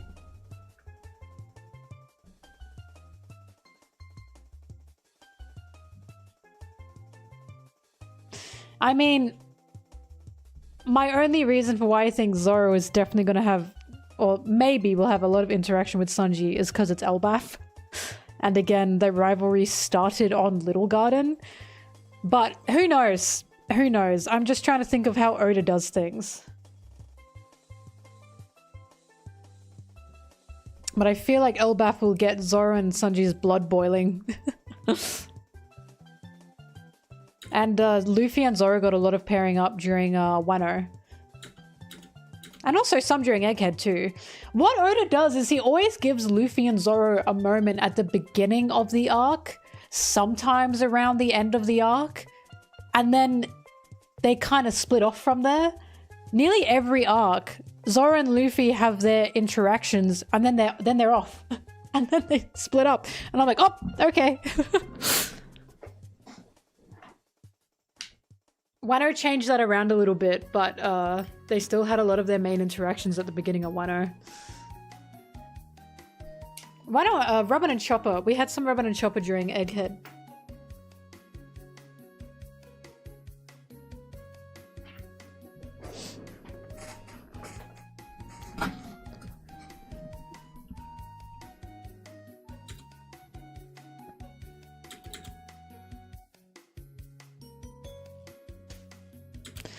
And if Vivi gets added into the mix, oh boy, oh boy.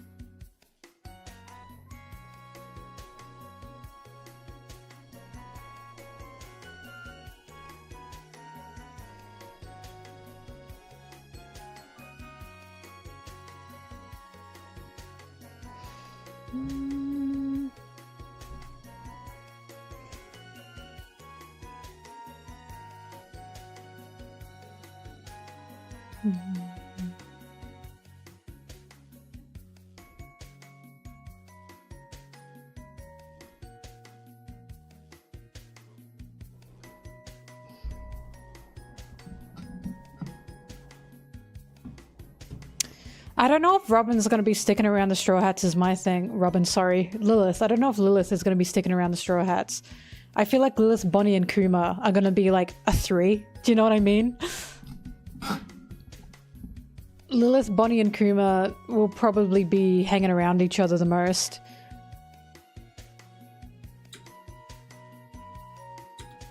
Especially since Vegapunk did that to Kuma, and Vegapunk also knows Bonnie.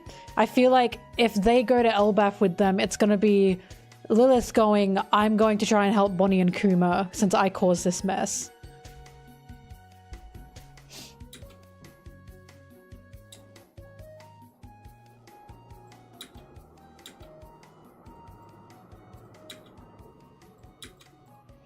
I feel like Bonnie and Kuma's arc is going to be trying to help Kuma now. They've gotten Kuma out of the fire. They now need to help him. Fix him, essentially. And Bonnie will, you know, wait for that. The same way Kuma waited for Bonnie and sacrificed himself for Bonnie to be healed.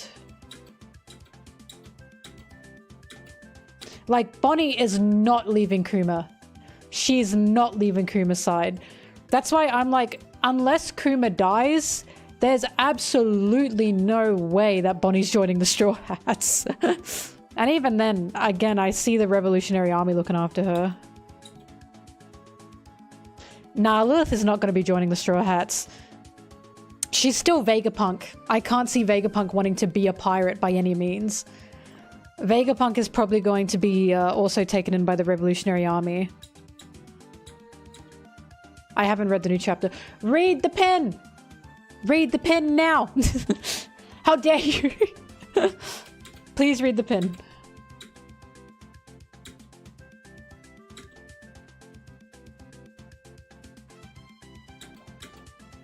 You hate Carrot! What is wrong with you? What is with the hate? What did Carrot do to you? My god!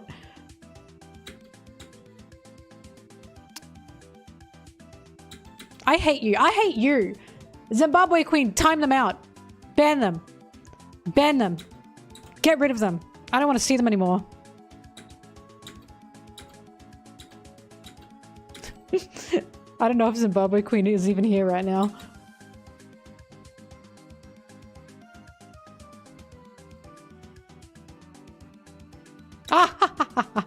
Never mind.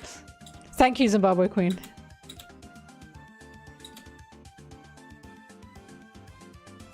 Your opinions have to be my opinions. What? How has it been lost on you?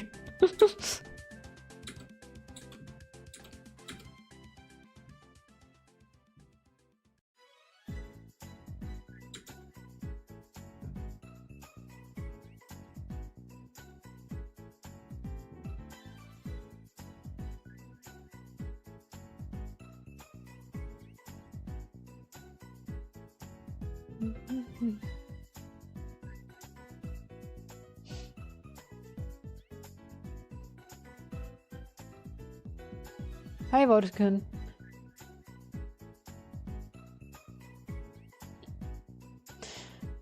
Bonnie might try to help Kuma with her power, but who knows, since Kuma is like a machine right now. I'm not sure how it will work. Although I guess her power does work on machinery, but I don't know.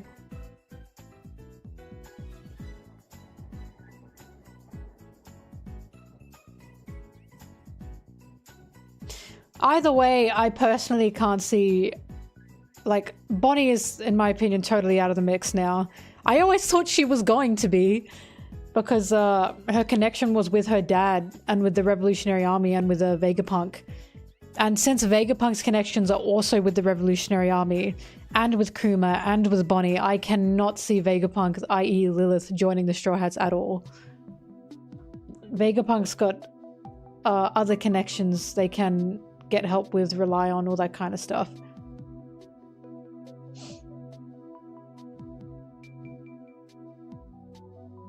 Also, Vegapunk, I'd say, isn't part of the new generation. Do you know what I mean? Even if it's still Lilith, it's still Vegapunk.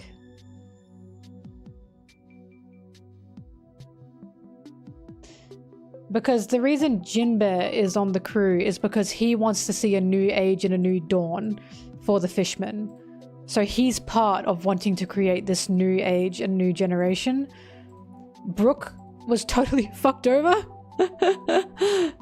And he's also making way into the new generation because he couldn't be a pirate in his time, or he, you know what happened to him. He's basically got a new life, essentially. But a lot of the Straw Hats is about the new age, the new generation taking on the world, forming a new generation and a new age. And I can't see why Vegapunk would be part of that when they've been around for quite a long while. Do you know what I mean?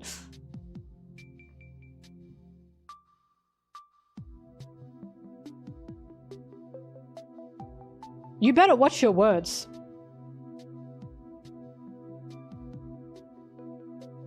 I have no idea what the Revolutionary Army have to do to establish a new system. I have no idea. I truly don't know where Oda's gonna go with it.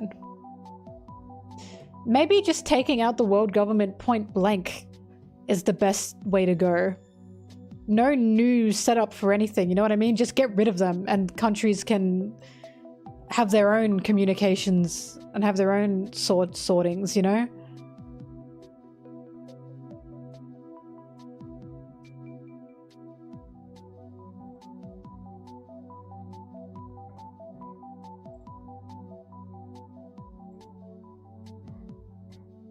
I don't know if I'd say anarchy. I don't know.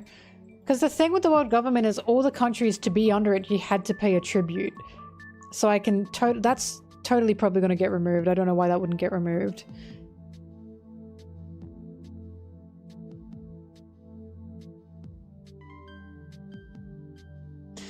Look, there's many reasons for why I truly think Vivi will be the last Straw Hat. Many reasons.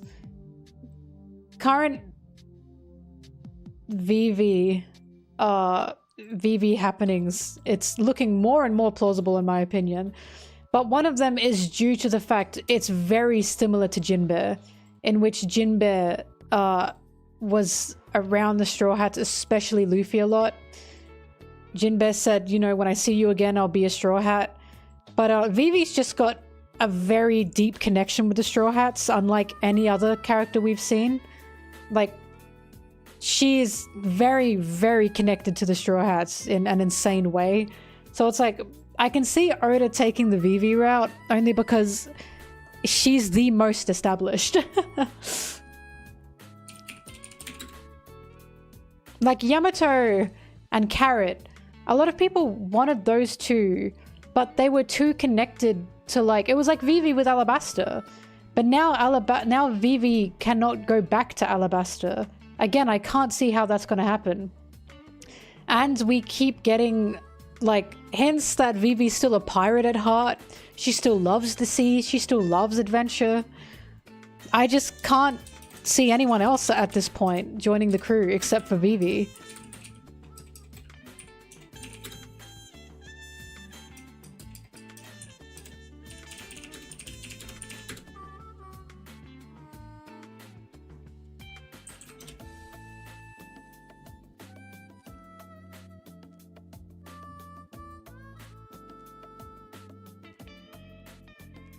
I love Vivi.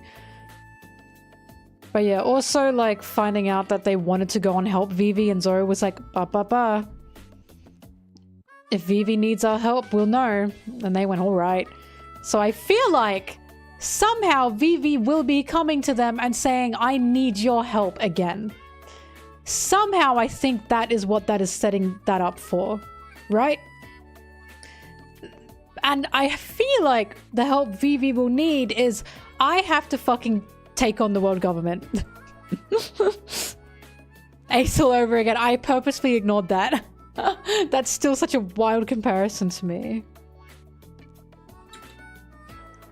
So I have a feeling Oda's saying Vivi is going to need help with something. And when she sees the Straw Hats again, remember what they said. If I see you again, will you still call me Yonakama? And they held up their wrists. It just makes the most sense. But why would she go to the Revolutionary Army? Remember Vivi's arc in Alabasta. She finds it very difficult to ask people for help because she wants to do everything herself, right? She doesn't want to put other people at risk. Luffy has yelled at her, we want to help you. You know what I mean? We haven't seen the Revolutionary Army going, oh god, oh, we gotta help Vivi. It's all on the Straw Hats. It's about the relationship they have with each other. She knows Luffy. Also, Imu's not gonna kidnap Vivi. It's not happening. He already tried, and it didn't work. She escaped.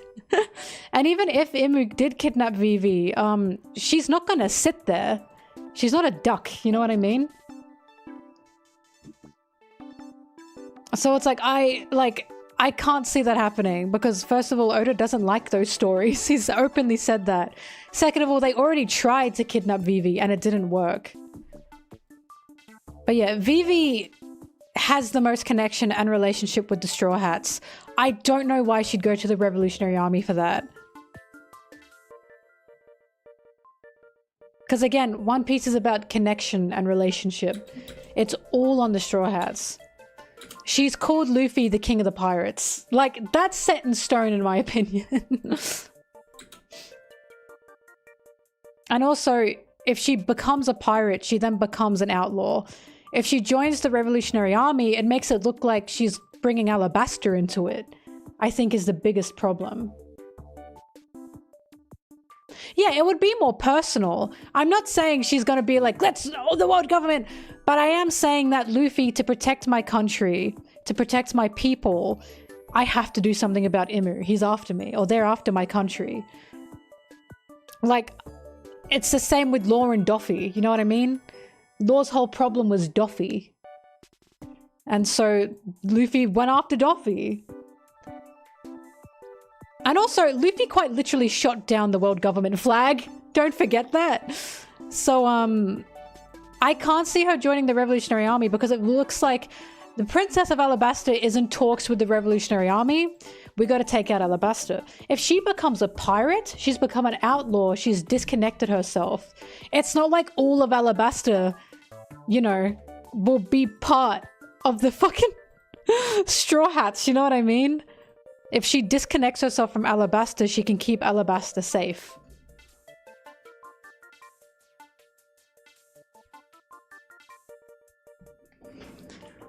But the whole point of Vivi is Alabasta. She loves her land, that's her treasure. Alabasta is her treasure. She'll do anything to keep it safe. And now that we know what's happened to Lily, or we know about Lily, now we know that she has a will to be continued. We just don't exactly know what that entails yet. But I have a feeling she's gonna want to find out. So again, if she ever goes back to Alabasta, I'll be shocked. If she gets kidnapped by Imu, I'll be shocked. Ugh.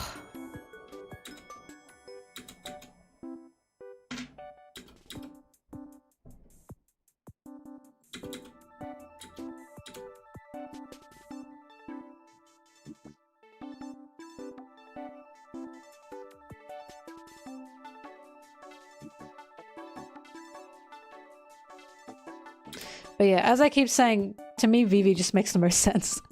She's got all the connections, she's got all the reason. Now she does. I don't know what else she would do. And again, I don't know why she'd go to the Revs for this. It seems too dangerous to go to the Revs, in my opinion. And again, she doesn't have that connection with them.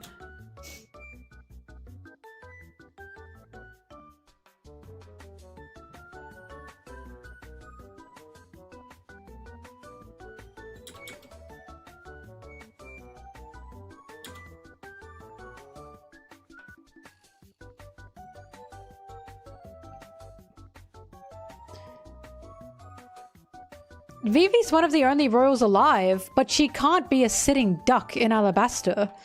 I think Alabasta can lose their royals if they want to keep their country alive. Vivi would be fine with that, I think.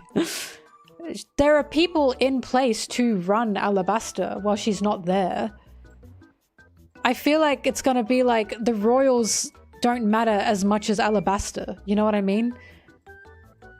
Like, who knows? Maybe this will be Alabasta's dawn of democracy. But there's always been people in place to run Alabasta without the royals being there. It's currently being run without the royals being there. Both Cobra and Vivi left Alabasta.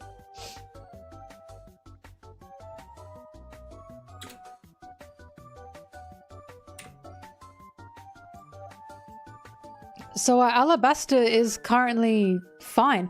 Also, Vivi never prioritized herself and her royalty while she was with the Straw Hats to save Alabasta. She never prioritized that. There was never anything of, but Vivi, you're the only surviving princess. She doesn't care about that.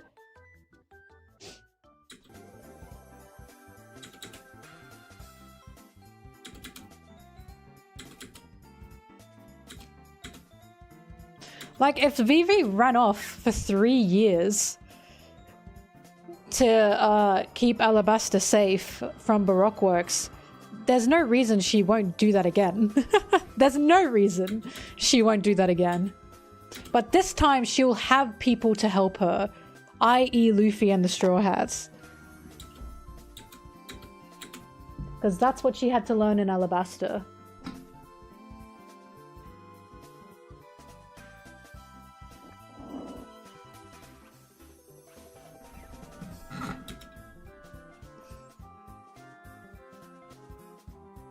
True, we have to look at Bleach for this.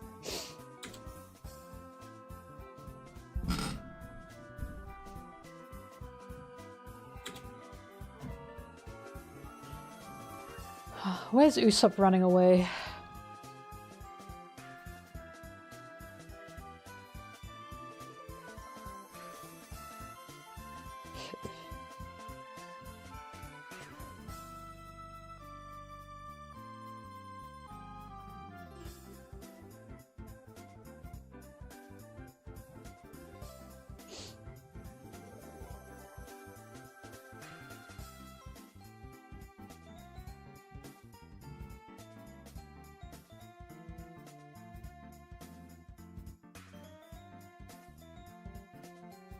If anything, I can see the new dawn of One Piece being that it's like the royals shouldn't make up the country or something.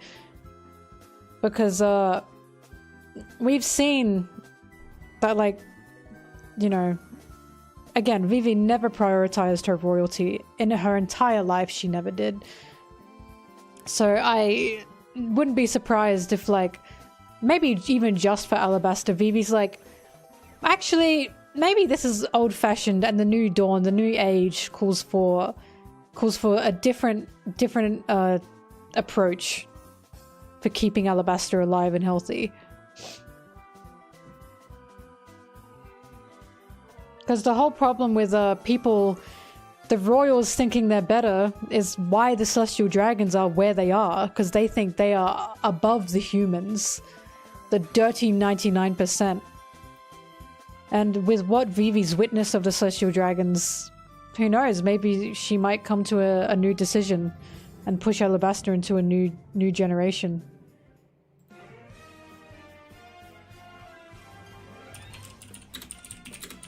But again, I don't know. I don't know what Oda's gonna do.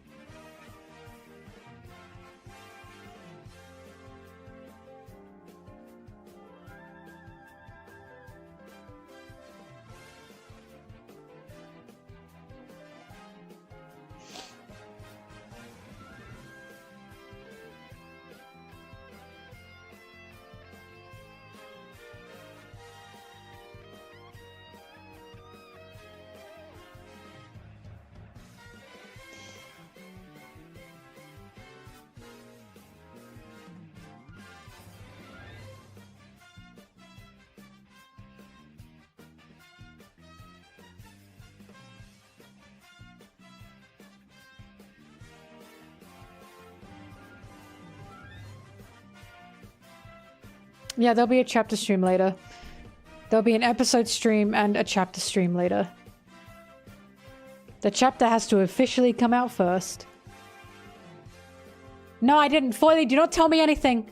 Do not tell me anything. Don't tell me anything. No one tell me anything, okay? No one. I don't want to know anything. I purposely stayed away from everything. No, but I don't want to know, Foily. I don't want to know. Like, I don't want to know until I hear it. And then I'll have a look.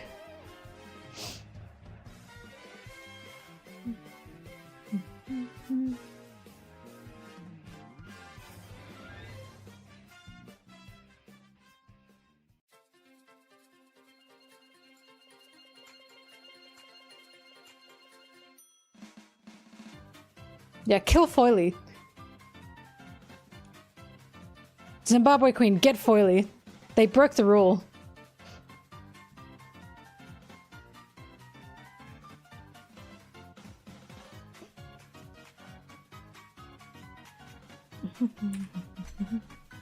2 seconds! Zimbabwe Queen, you are a merciful god.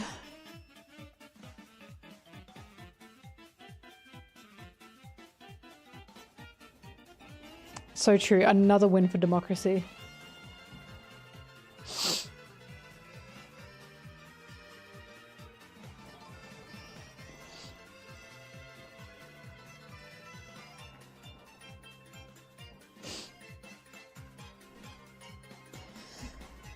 Their horror incident was such a win for democracy. Oh. La la la la la la la la la.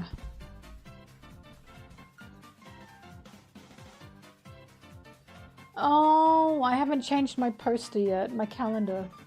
I gotta remember to do that.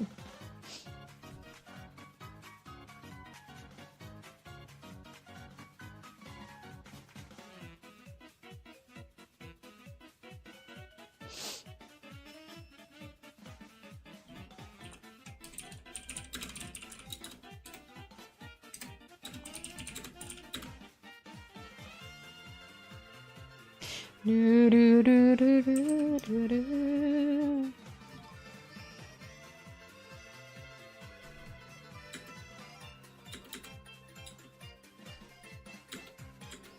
He fell and now he's upset.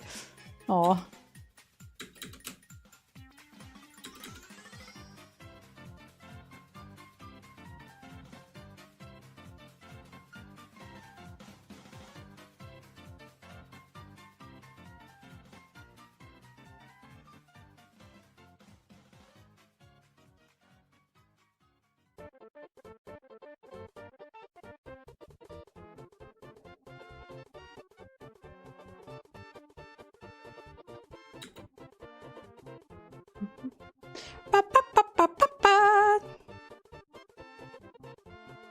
Dude, I saw someone ask someone, it was like one of those stupid, like, at an anime convention, they're just going around asking people things. And one of them was like, give me your most controversial anime opinion. And they were like, One Piece sucks! First of all, not controversial. We know. We know. Not controversial. We hear it every day. Second of all, they were like, can you tell me why it sucks? And he was like, I don't know, I like watched a few episodes. It was just the same thing over and over again, like, oh, go to this island. Oh, fight this person. Oh, we freed the island. Okay, go to the next island. And then I was like, interesting. And I looked through the comments and someone was like, by the way, his favorite anime is Dragon Ball.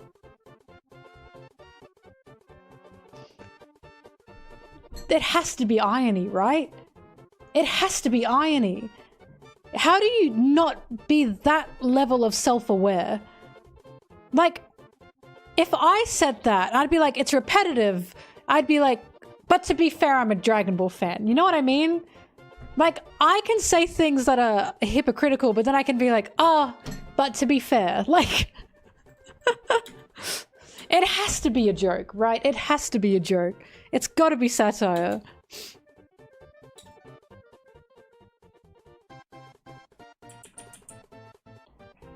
Do, do, do, do, do.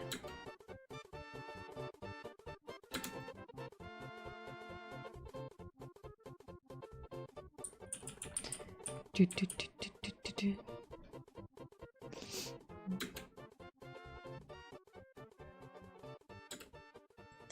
Do, do, do. I don't know, every time it's like, this thing sucks, I always think, but I'm also into something that's shit. Like, do I think Hero Academia is amazing? No. Would I be like, but it sucks to people? No. Like, watch it and enjoy it, even if I think it's not fantastic. I'm sure you're having a great time. Same with Naruto. I don't, everything I've heard of Naruto, I do not think it sounds fantastic. Do people enjoy it? Yes. Am I gonna tell them, but it sucks? No. Just enjoy it. Who cares?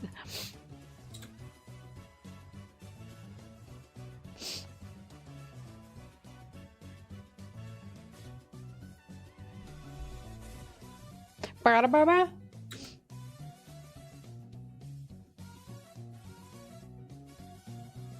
don't know. It's so funny. Tell me your hot anime take. One Piece sucks. Buddy, we hear that every month. We hear it every month. There's not a hot anime take.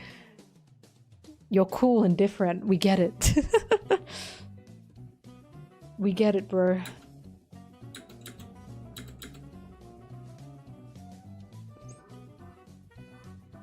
Yeah, every week.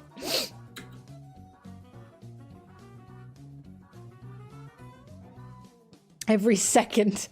Every second of every day.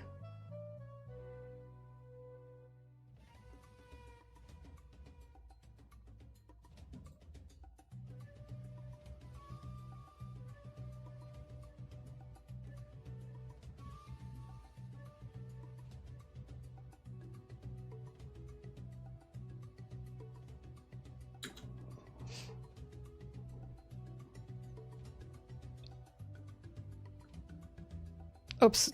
Hot anime take. I watch anime. Oh! My actual hot anime take is when people are like, anime is trash, anime is trash. And I'm like, that's because you're watching the trash. There's so many good anime out there. It's a medium just like anything else. I can easily say horror is trash because of the ratio of good to bad horror. But I don't think horror is trash. You can say movies are trash because of the ratio of bad movies that come out compared to good movies. Anime is not trash, you're just only in the trash.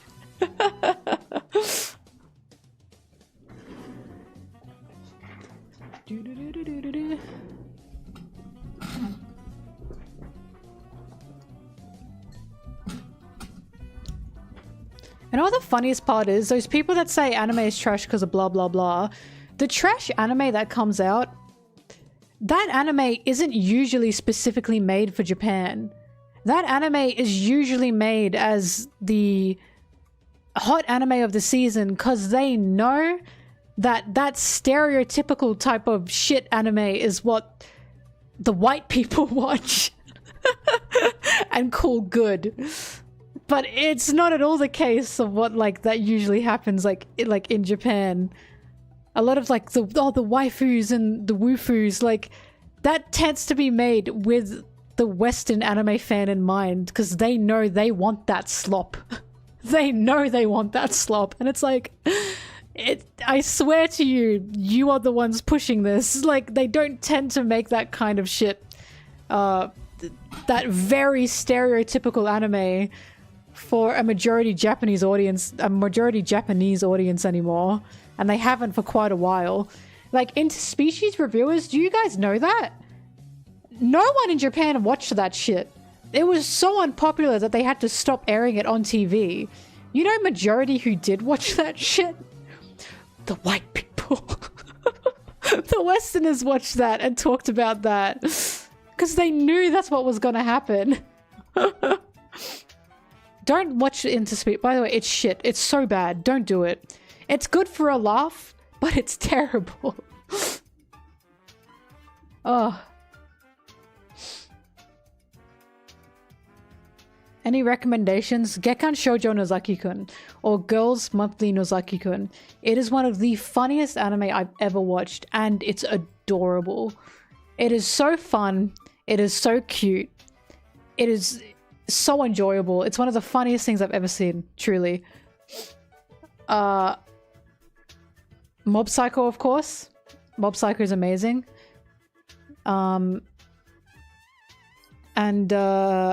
Kids on the Slope. I always tell people to watch Kids on the Slope. Kids on the Slope is incredible. Durarara, if you want like a mystery noir slow burn. Durarara, the first one, Monthly Girls Nozaki-kun. Someone type that in the chat, please, to help them. It's very good. It's very funny.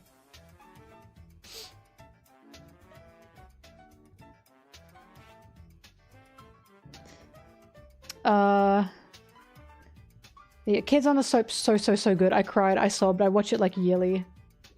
Yeah, Monthly Girls Nozaki-kun, that's it. And thank you, Zimbabwe Queen. What else did I just say? After Kids on the Slope? God, I don't even remember. This is my problem. I've seen so much and then I forget. Oh, Durarara. Durarara is not for everyone. It's quite long. It's, well, we're One Piece fans, but I think it's like 26 episodes. It's got extra seasons, but honestly, everything in that one season is probably all you need. You don't have to keep watching, although I think it's all enjoyable and good. But the first season of Durarara is spectacular, but it's basically like, it's like a mystery noir based around the suburb of Ikebukuro in Japan, and it's just fantastic.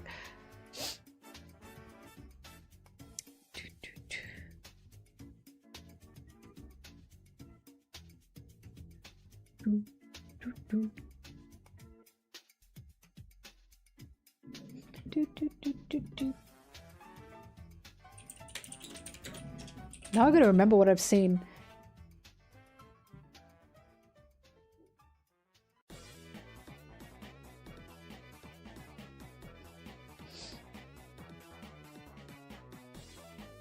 Oh, Banana Fish. Banana Fish is spectacular, but it's so sad.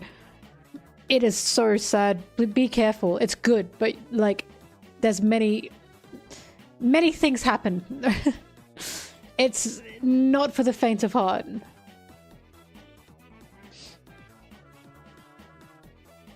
Oh, there's another anime. I think it's called... Shit. No. Oh, what is it called?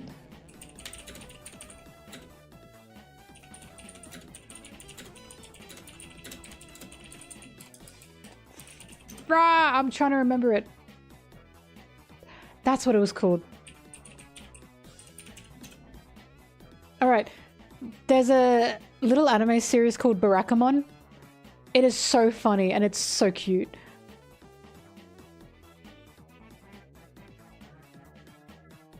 It looks like this. It's adorable. Basically, what happens is this is a writer. He lived in Tokyo. He got like some kind of writing block. So he does calligraphy. He got some kind of art block. So he went to go live like on like an island to clear his head or something. I think that's what it was. This little girl is just a devil. She's very cute actually, but basically she's always trying to get him to go outside. She's always trying to get him to play. She's got a whole bunch of like, it's not weird at all, by the way, at all. This is what I mean when I say anime is not trash. It's not trash. There's just a lot of trash out there, but it's not trash. This is not weird at all. It's very normal. It's very cute. And she's got a whole group of friends as well, and they're always pulling him along. And he's like, leave me alone! Leave me alone! And the whole island is basically trying to like get him to go outside. And he's like re-experiencing the joys of life through this simple way of living, essentially. And through this little girl being like the devil. She's just cheeky and fun. Yeah, Touch the Grass anime. It is so cute.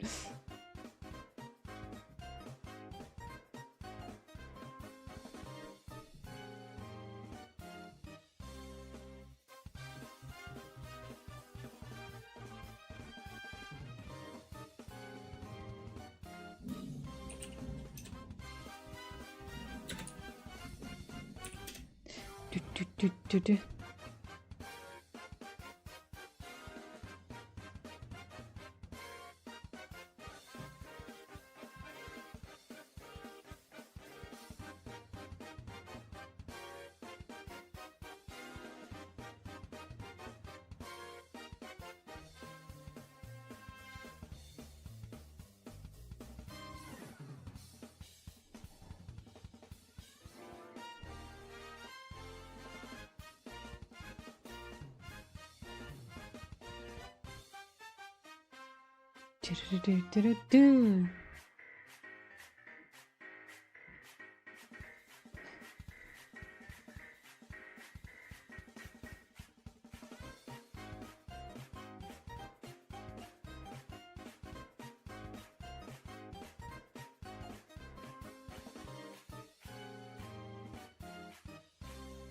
Naragami's really, really good.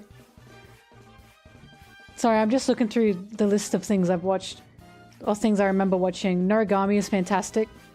It's very, very cute. Again, cute. Cute, emotional, sad moments, interesting. But Noragami slaps.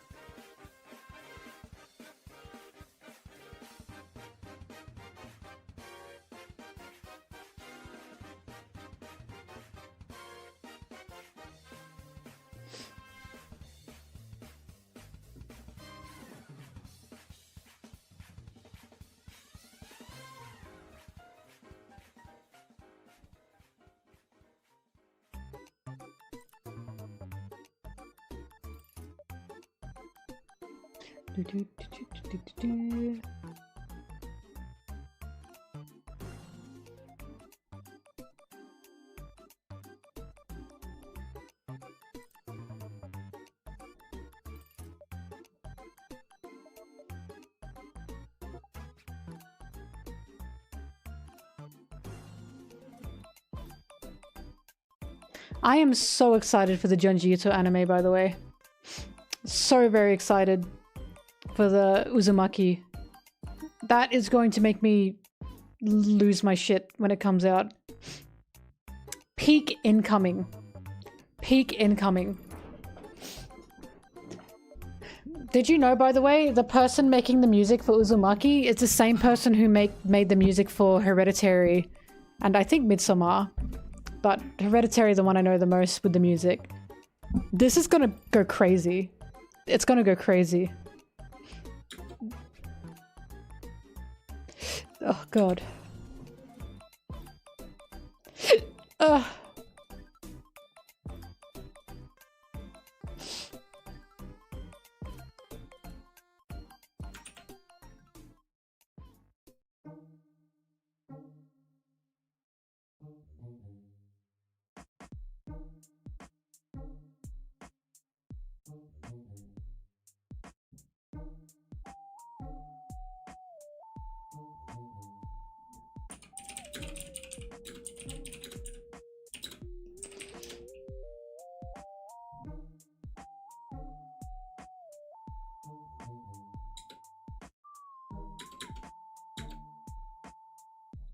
You can handle the watch? Pussy. Pussy.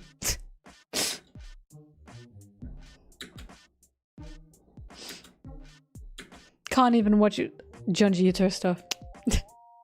Nah, his stuff freaked me out. I made the mistake of reading Junji Ito's manga when I had just moved and I was living in a furnitureless apartment lying on the floor in like a sack all by myself, and I was reading Junji Ito and I was like, should I be doing this? I should not have been. Ugh.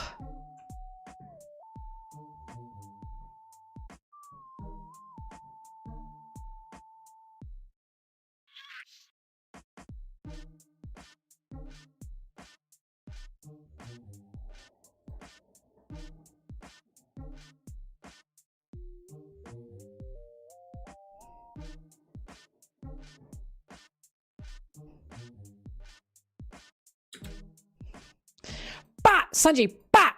Shut up! Shut up! He's just yelling in the corner. It pissed me off.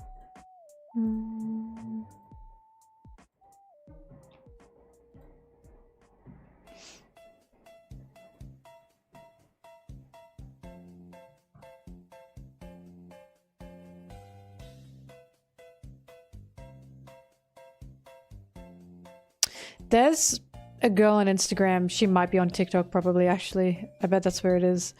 She makes reels or videos or whatever. TikToks.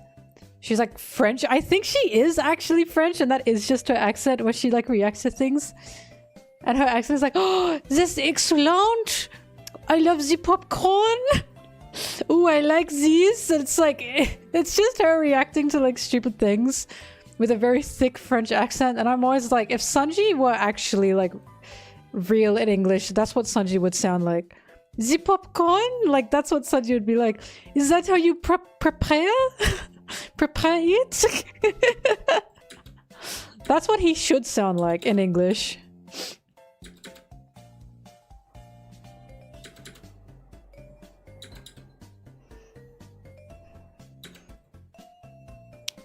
still fully believe Zoro would yell at Sanji in Japanese. Sanji will yell at Zoro in French. They have no fucking idea what the other one is saying, but they're still yelling at each other. And everyone's like, oh my god, can they understand like that language? And everyone's like, no. They're just yelling to yell. They get the vibe.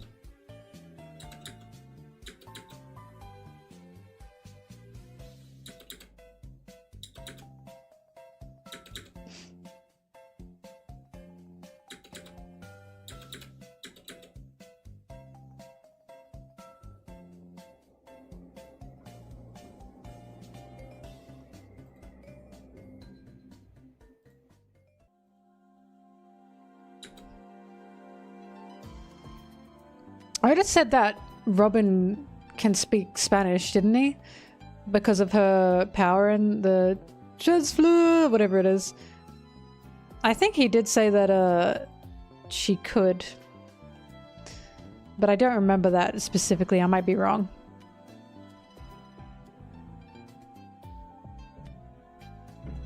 No, I'm pretty... I think That's not Spanish? I can't remember what it was then, but I swear Otis said she could speak another language.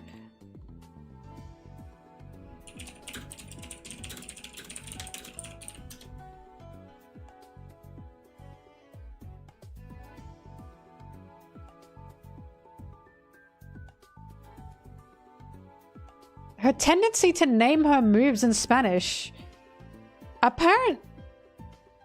She uses number in Spanish. Most of her attack are number in Spanish. She uses like 3 different languages. Bilingual queen.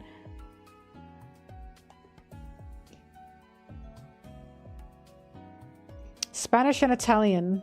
Sometimes French. Damn. Truly bilingual queen. Oh my god, does that mean Robin would be able to understand what Sanji's saying? When he's yelling at Zoro, that's funny. She's like, oh my. What a mouth.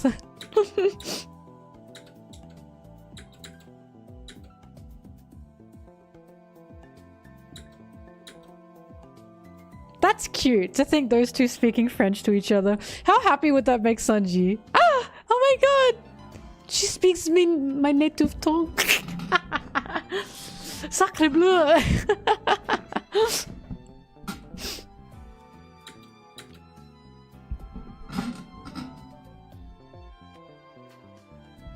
Because like Sanji's... Not only does Sanji yell his attacks in French, his name is Vinsmoke. Oda was like, what's the most stereotypical French name in like what French people do that I can give Sanji? Wine and smoke. That is so funny.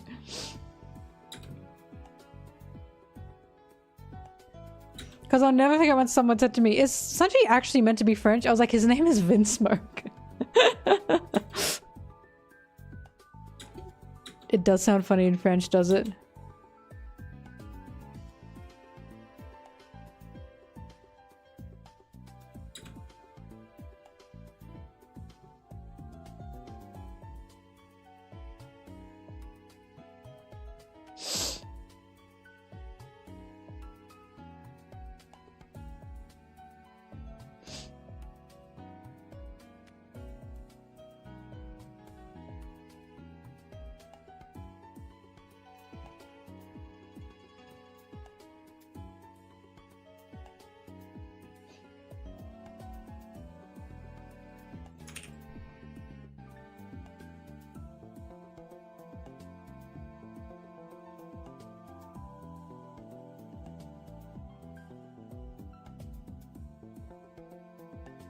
The old sacre bleu.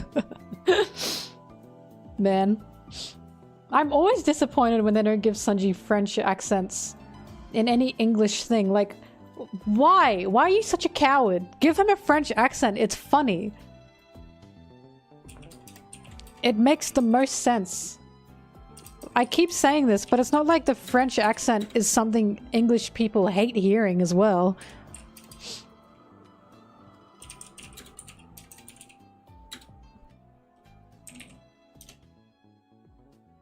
I will once again use Frenchie from The Boys as an example of that. People fucking love Frenchie. And no one ever goes, ew, I hate hearing his accent.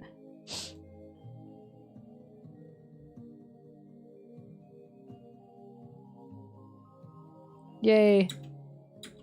Chapter 22, hey, you're at Syrup Village. Oh, nearly at Syrup Village. They hated Frenchie in the last season. I mean, The Boys doesn't have the best writing in the world. But Frenchie was my favorite character.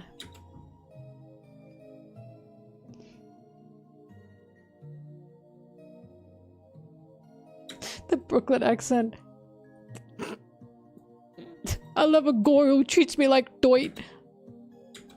I know. I win that too.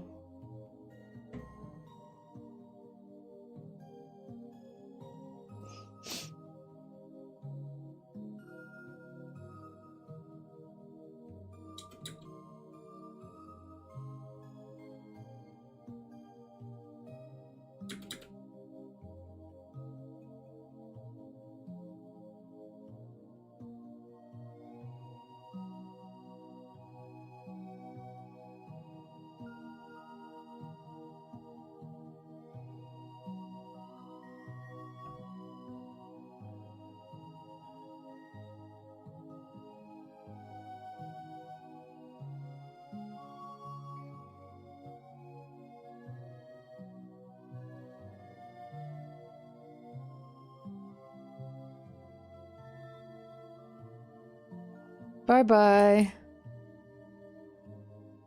Bye-bye. And hi.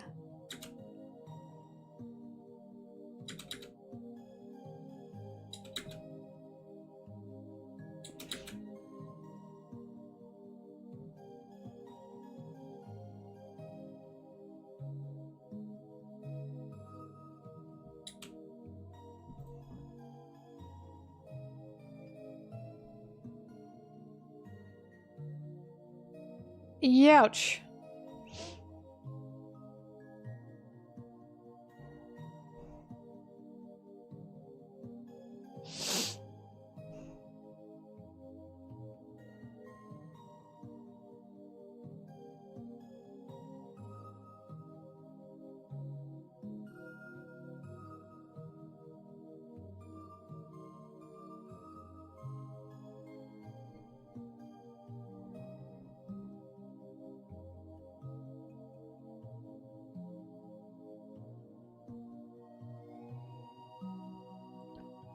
Bug!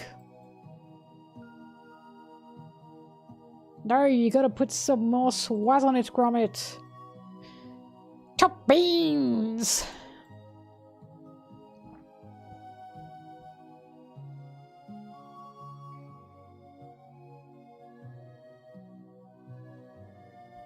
Cause Hachi's a nice guy.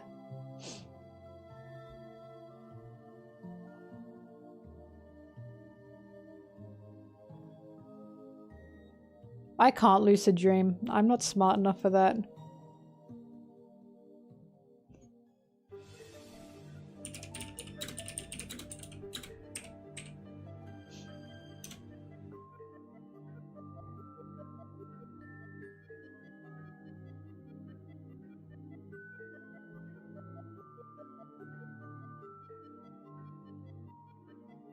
Dong dong dong dong dong.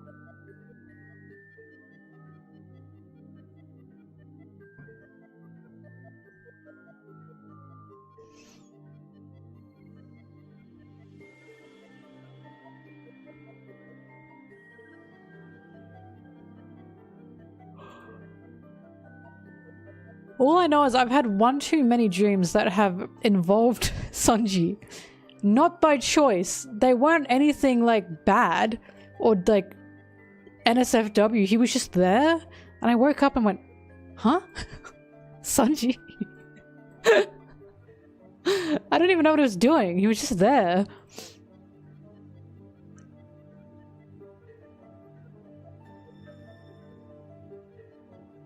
I'll never forget, when I was little, I dreamed a whole Pokemon episode.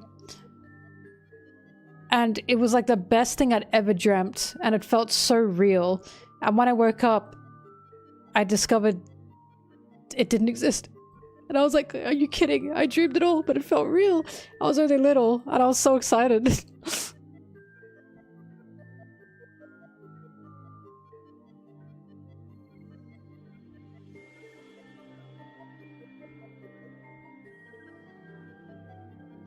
No, I was watching it. Like, I was imagining myself in my body watching an episode of Pokemon that I had just made up. And it was like, great.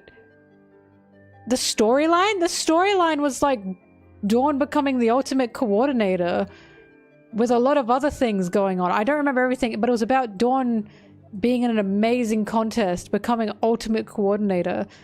And it was like the most exciting thing. And I was like, yay! And then I woke up and I went, oh. And I went, it wasn't real.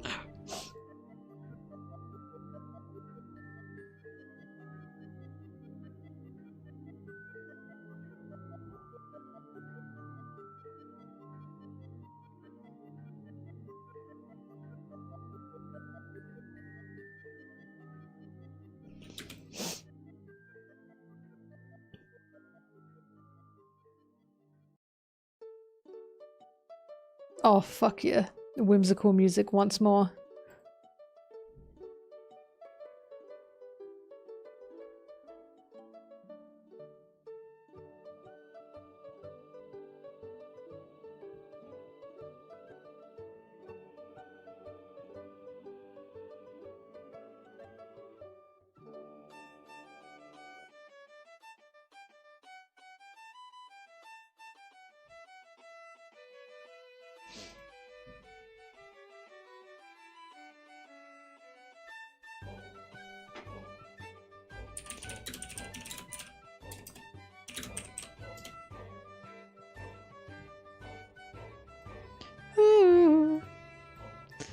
God, I love... That was a Perna I just sang, but I love Zelda's Lullaby so much. The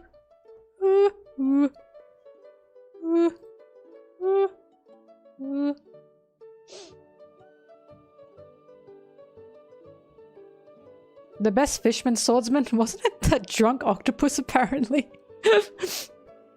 Allegedly.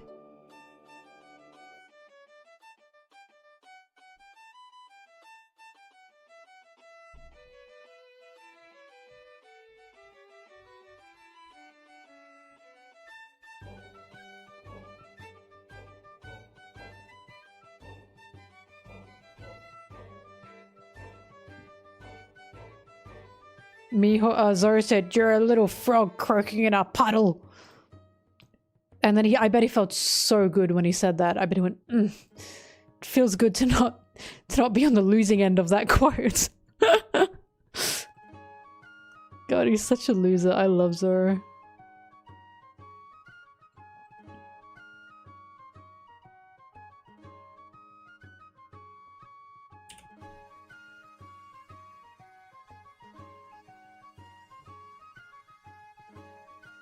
Loser.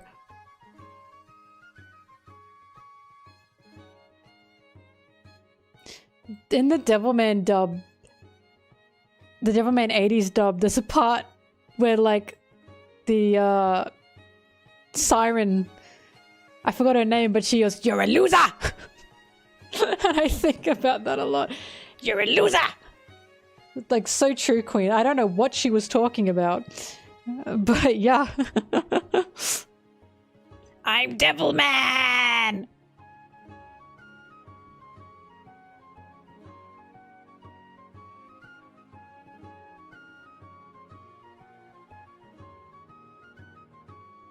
There's a man I have to meet up. There's a man I have to meet until I see him again. No one can take my life. Wasn't he kind of saying that in Wano? For multiple reasons. One of them, I'd argue, a little bit romantic.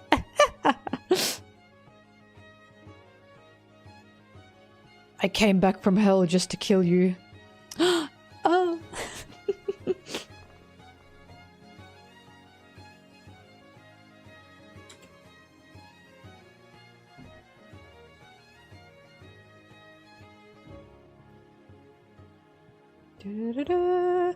God, can they port over Wind Waker now? I've got nowhere to play it, and I don't like playing ROMs because they're really clunky. I fucking hate keyboard controls.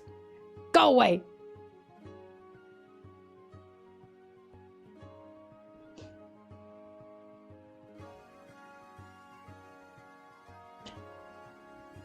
Brothers!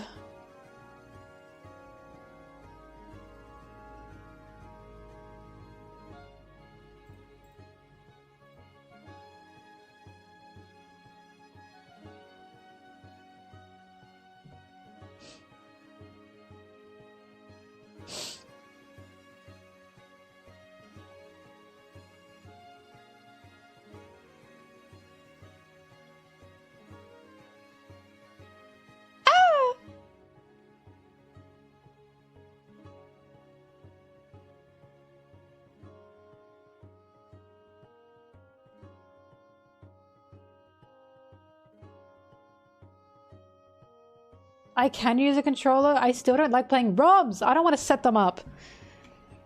I don't want to. Please.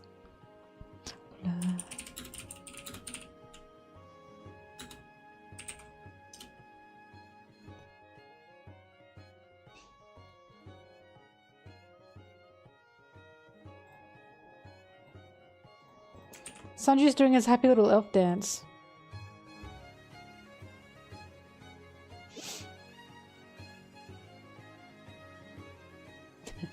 Sanji with Zoro in this fight was him going, "Is he okay?" I say it in the video, but I think it's so funny that how to explain? I think it's so funny that Sanji's like, "Ah, it's his Mihawk wound. Hasn't that healed yet? It's been like maybe 3 days." And he got cut in half. And Sanji's like, "He hasn't healed yet?" No! What do you mean he hasn't healed yet? Like, goddamn. Not everyone's a super soldier, mate. What's he meant to do? Like, willpower speed up the wound?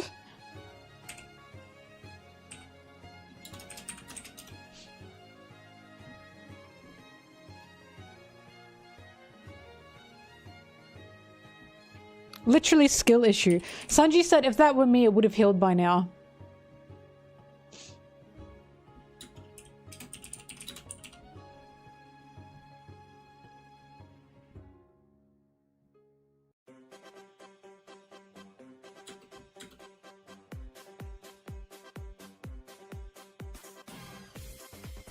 Oh my god. Ah.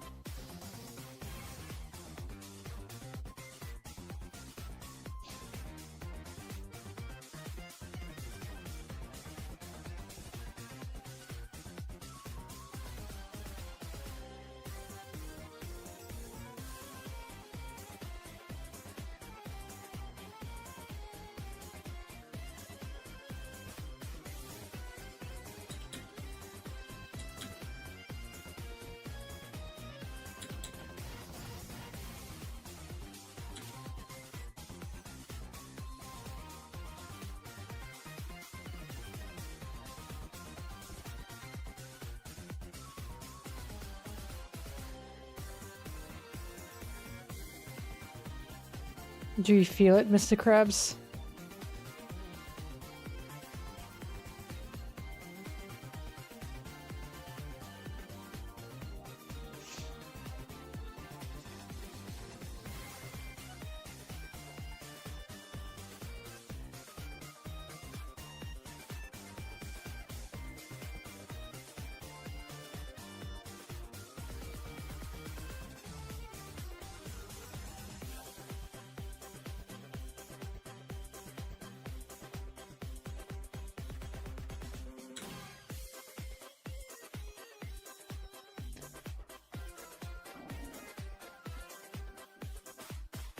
Bro, Wheeze? Oh my god, it's Lucci all over again.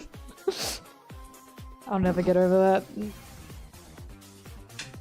It's the fact I didn't care about his wheeze outside of a narrative point, but a lot of other people did.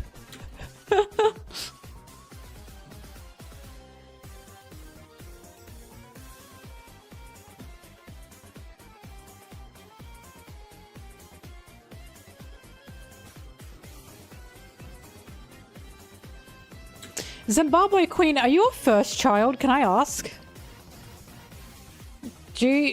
Were you like a firstborn child?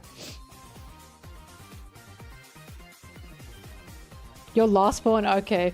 Because I was going to say, most people I know with asthma are firstborn child. You were the first secondborn child or lastborn child I've met who has asthma. So congratulations.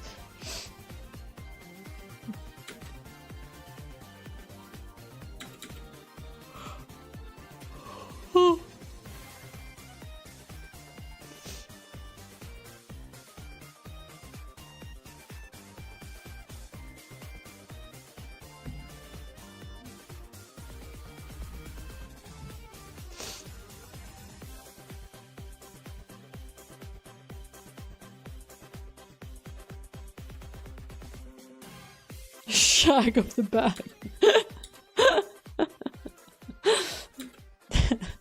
They're the last shag of the bag. Wait, that makes sense. Oh, you're the last child? Bro, you were the last shag of the bag. That's awful.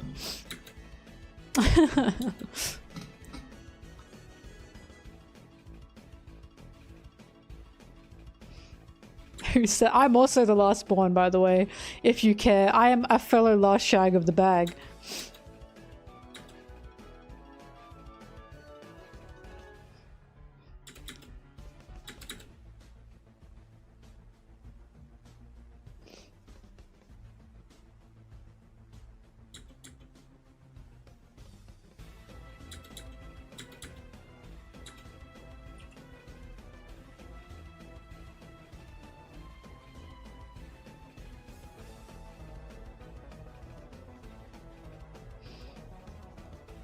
Music to be chased by zombies in a hallway full of doors too.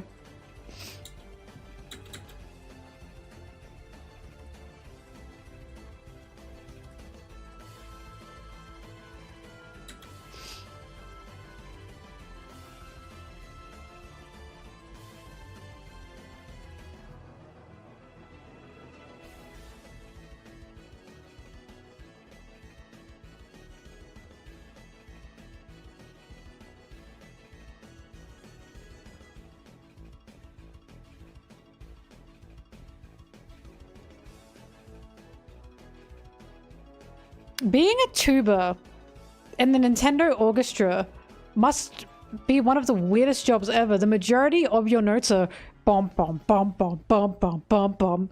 With your like fellow tuba player, you go bum and they go bum, bum bum bum. That's like all you're doing. I trained for years to be a tuba player. I finally made it into the Nintendo Orchestra. Ah, here's your sheet music. This is just the same note over and over again. Yeah, you'll be sitting next to 3 other guys who will be doing the same thing.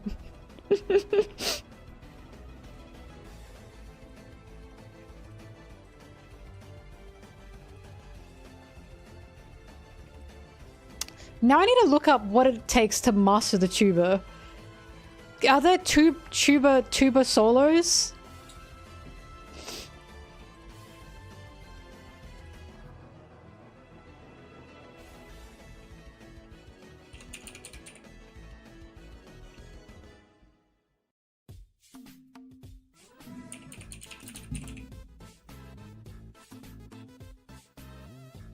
Yeah, the trumpets go hard. Whee!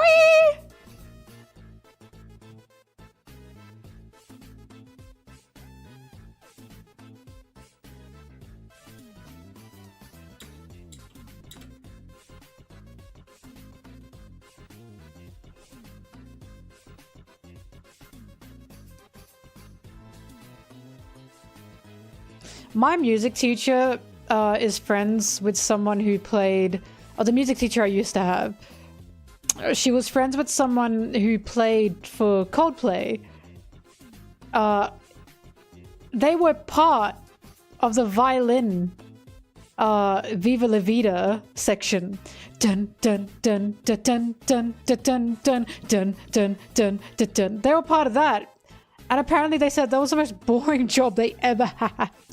The most boring piece they ever played was Coldplay Viva La Vida. Oh! It's cool, right? It's a good story.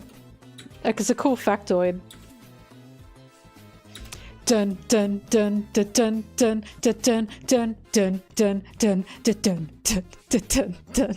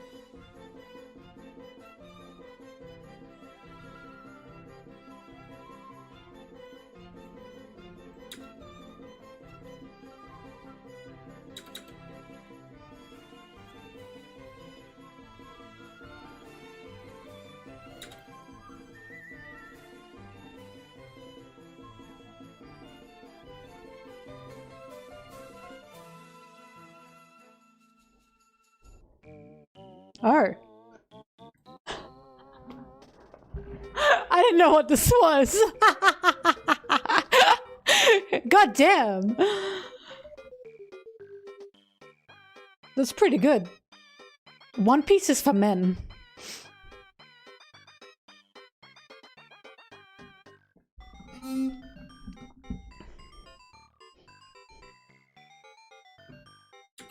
He slayed that last move. This one? Yeah. He got that. I don't know, I don't know why I have that download, but there you go.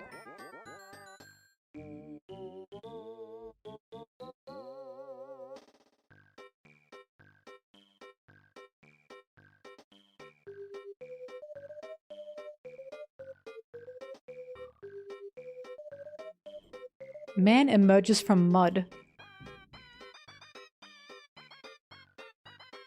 Oh. Okay, I remember this now.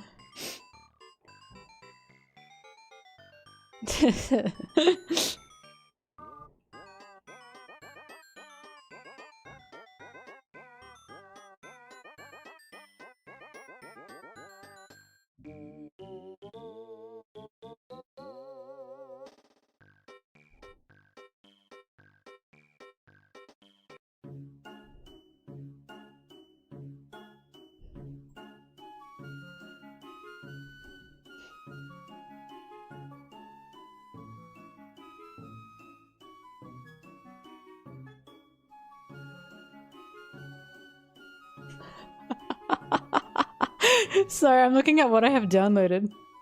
I have to show everyone this one. For those who don't know, I download things to use in my videos and sometimes things get lost. Things get lost in the folders.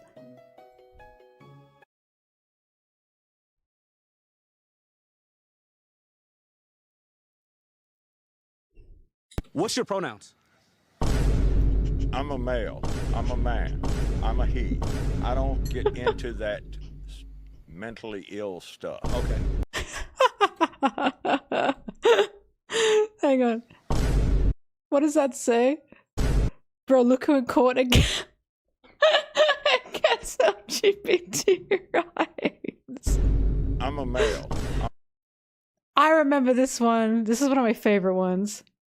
They don't show the comment where it's like, I have dreams of like killing Sanji, or like I need to kill Sanji or something. I'm a man. Sorry fellas, in the real world the fat fuck gets the fat boy. Who made these? Why have I never seen the raw version of this? I'm a he. I don't Classic. get into that mentally ill stuff. Okay. That's beautiful. I love that. Thank you to whoever made that. I don't get into that mentally ill stuff.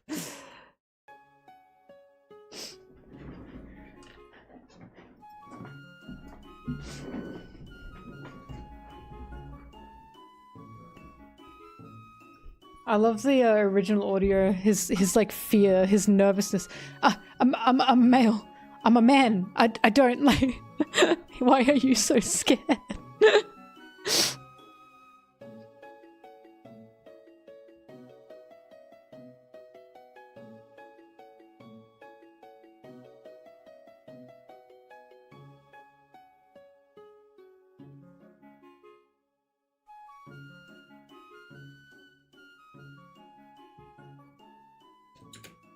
Oh my god, I found this again! I knew I had this in my folders. I don't know anything about this series, but I need you to know there was a solid month where I kept saying, abandon your daughter QuickTime event.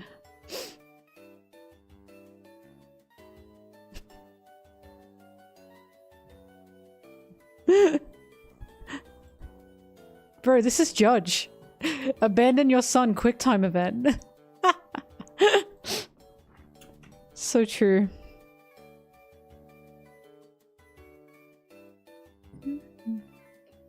I think someone brought up God of War to me, and I was like, is that the game with the abandon your daughter QuickTime event?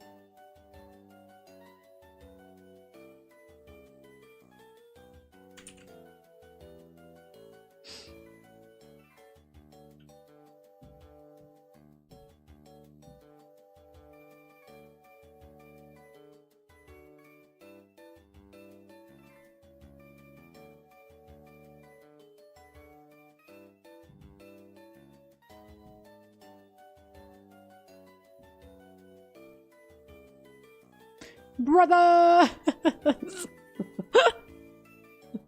Sorry, it's such a good Arlong page. I'm not even looking at it. But why was he so dramatic? It's not like Zoro killed them. Brothers!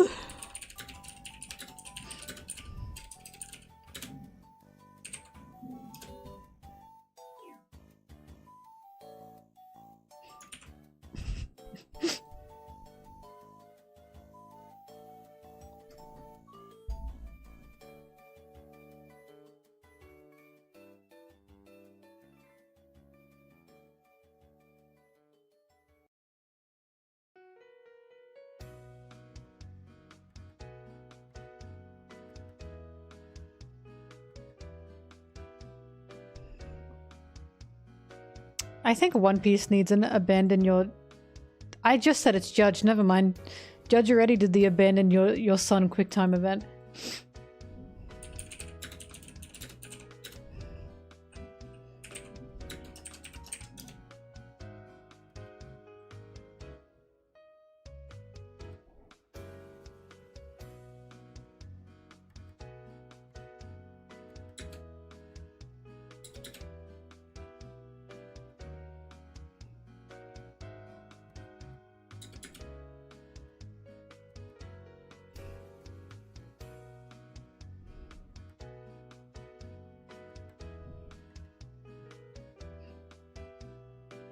Huh. Huh.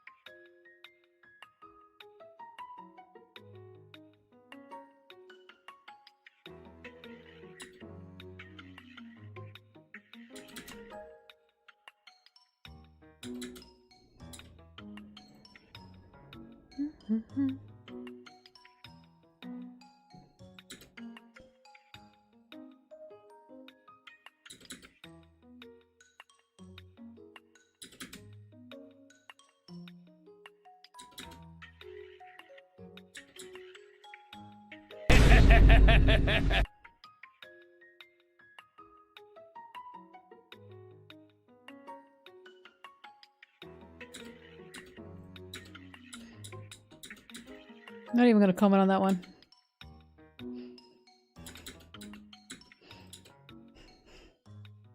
It did not work. But it did make my heart skip for a second.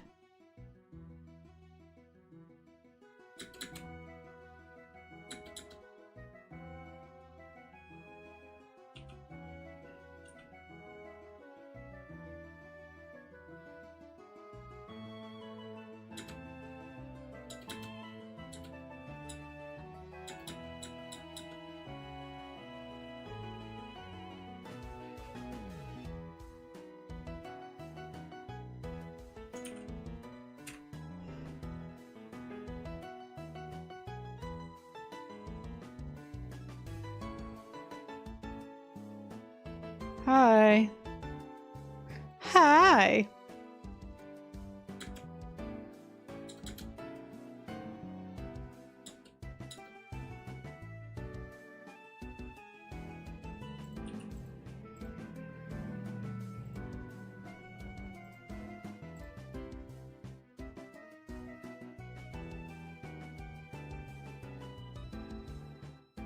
Why are you guys mentioning OnlyFans? Oh, cause was that person's name OnlyFans? Oh my god, hi.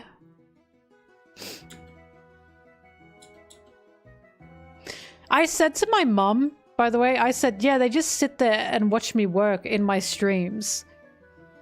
And she was like, and you just like get like paid money for that? And I was like, yeah, sometimes they just give me money.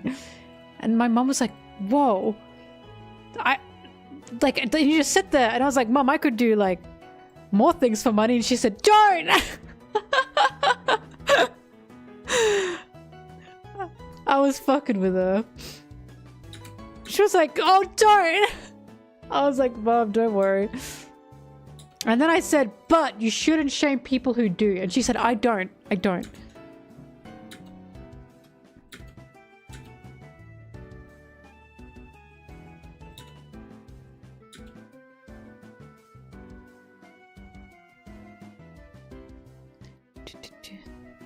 My mom is awesome. I love my mom.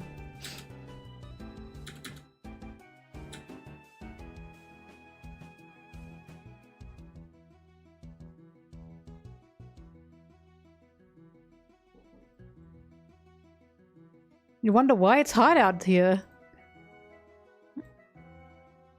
Money is money to many people. Unfortunately, we need it. She is not a One Piece fan.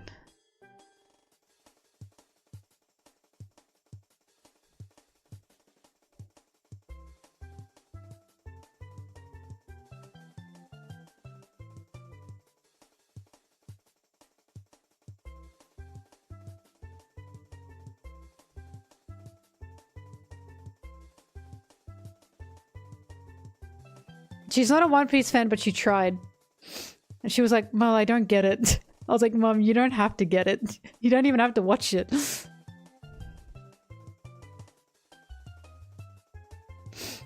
Oh god, I'm so excited for the Weaver. My parents don't watch animation in general. So one day I'll get them to watch more animated things. I tried to get them to watch Devilman Crybaby because that's something I thought they'd really enjoy in terms of the themes of it. And they were like, we tried. We couldn't really get past the first episode. I was like, okay.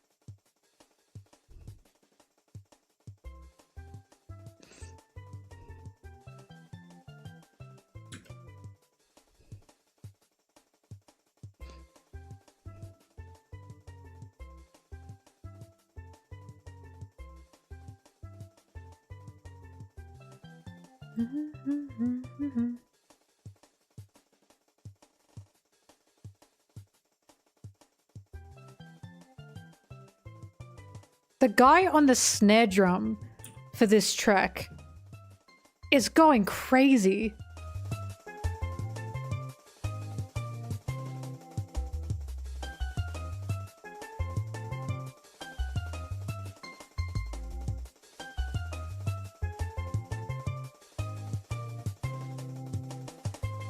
My God.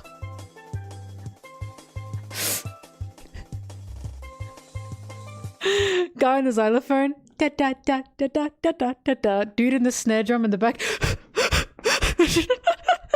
Working for his fucking life.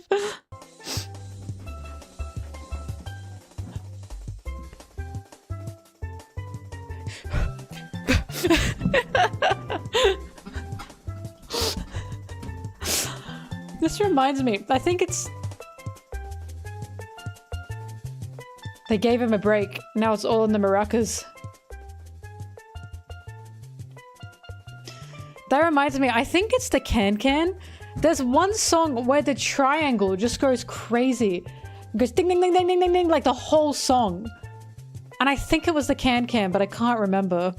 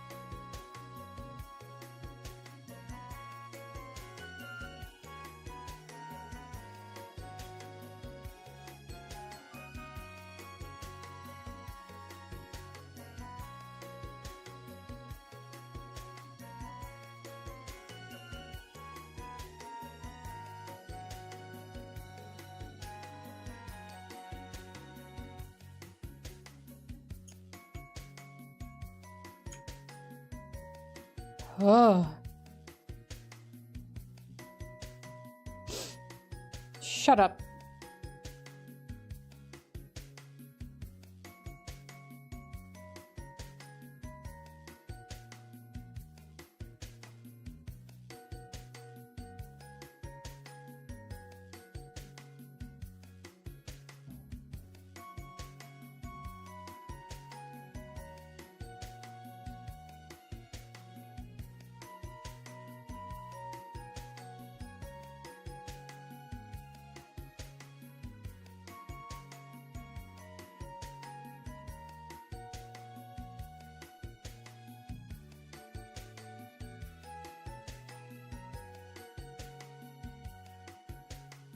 Oh, they're climbing together. Look at them. Yippee! Adventure.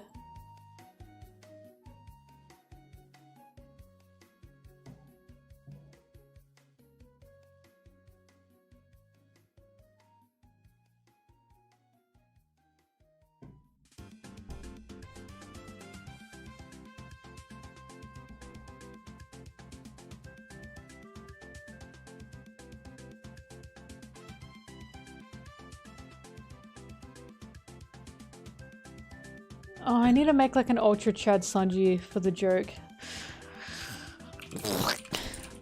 I will soon.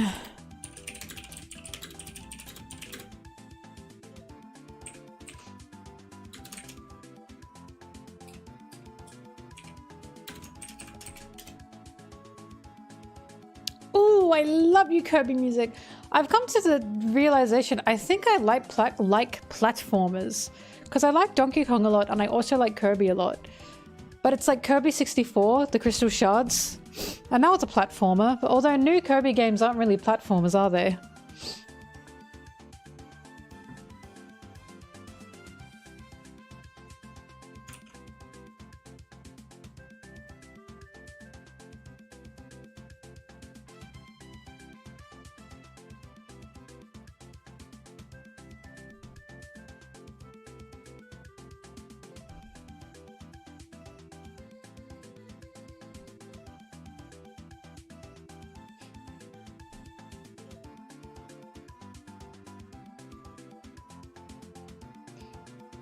I played Crash Bandicoot when I was a little baby.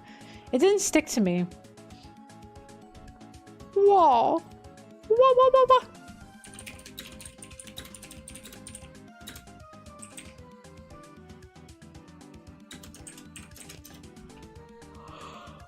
whoa. But I also played Rayman, it didn't stick to me.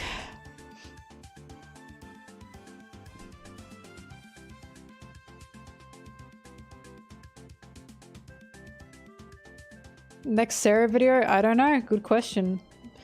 But the people are demanding her.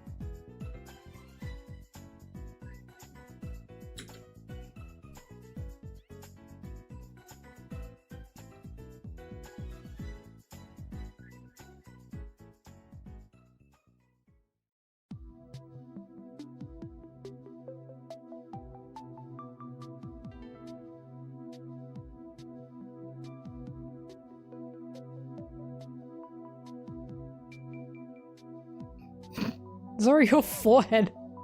Oh! You're an ugly little thing! But I love you. Mwah. Kiss your big, ugly, veiny forehead.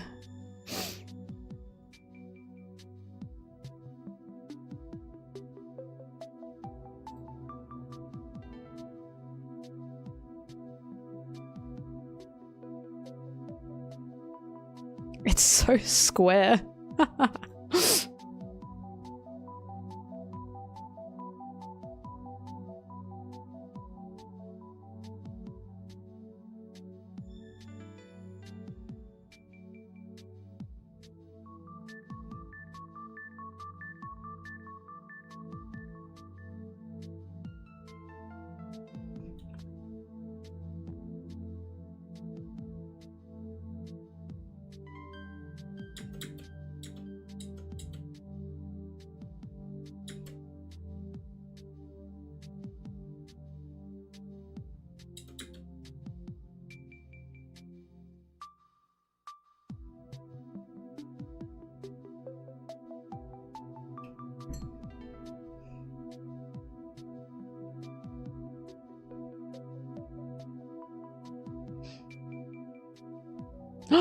I loved Ratchet and Clank when I was little.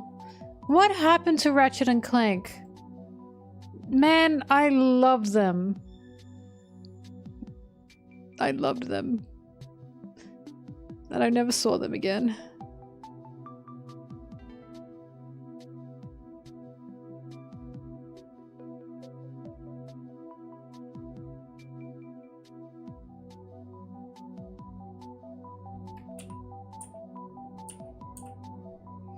The first game on the PS5? Why does no one talk about them?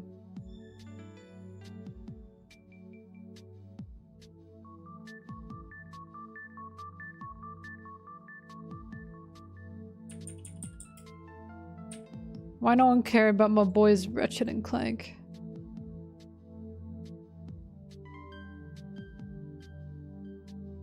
Does anyone remember the game that was like everywhere? It was called like Little World or something? Little Planet?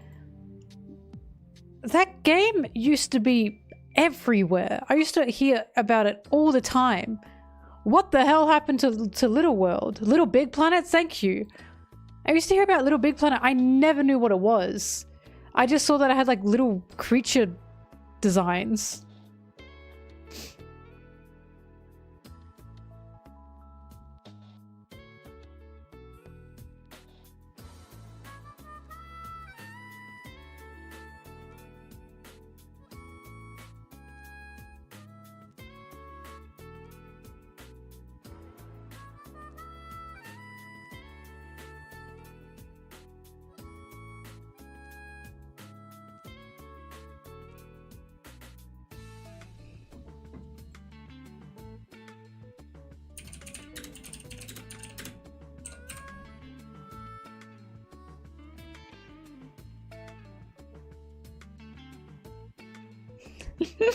Congrats on your top surgery, Zoro.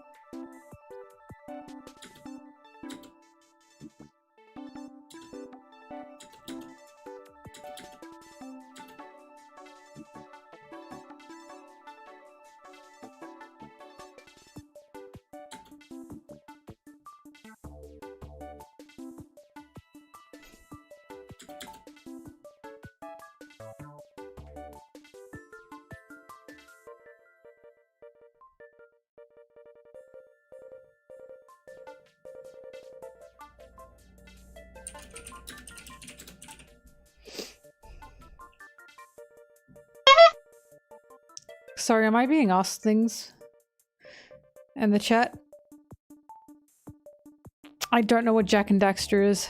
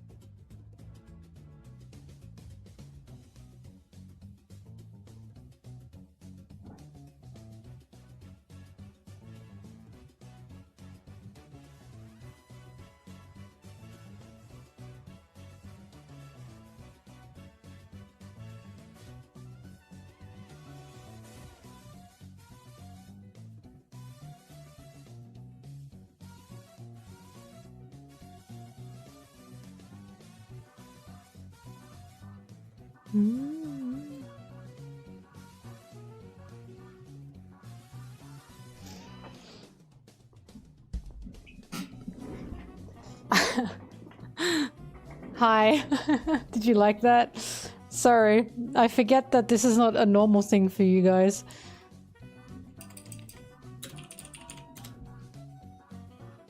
This is like, I'm desensitized to this stupid shit. This is my day in the life. Like when I did the Family Guy thing, and you're all going, no! I was like, what are they screaming about?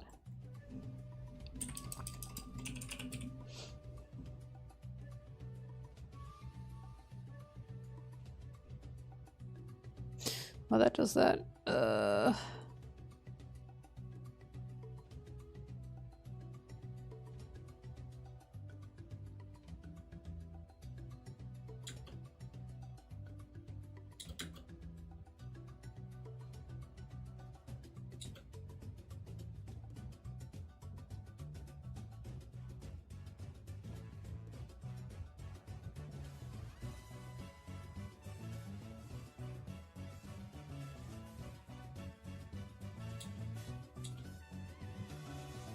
Do-do-do-do-do-do-do-do.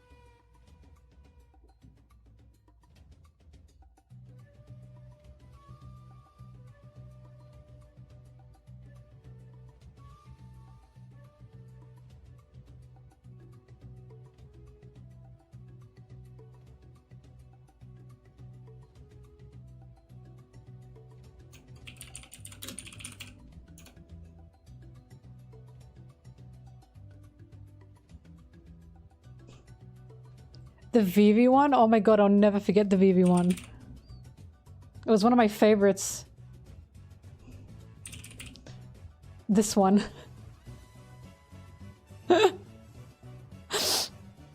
Leaves.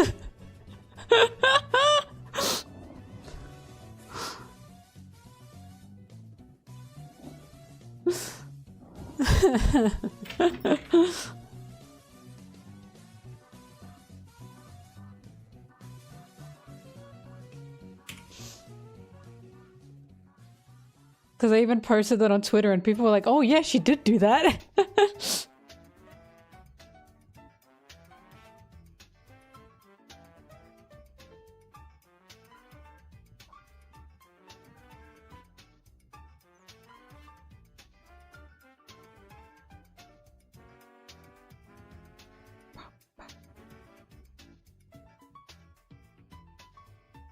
The skill issue.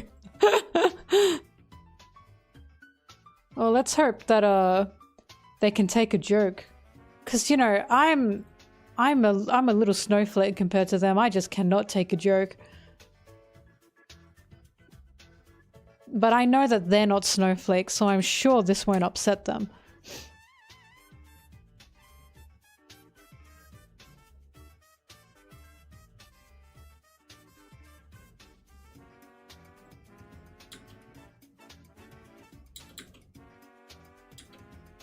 Should it be up or down, do you think? I can't decide.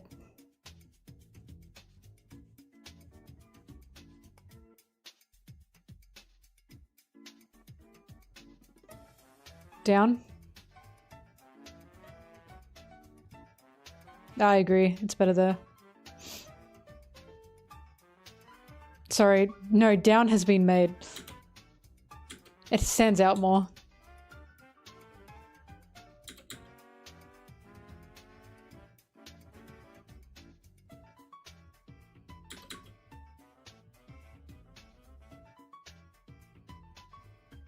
Alright, I'm gonna leave that on screen because I am hungry and I want to eat before Anna wakes up and we'll watch the episode.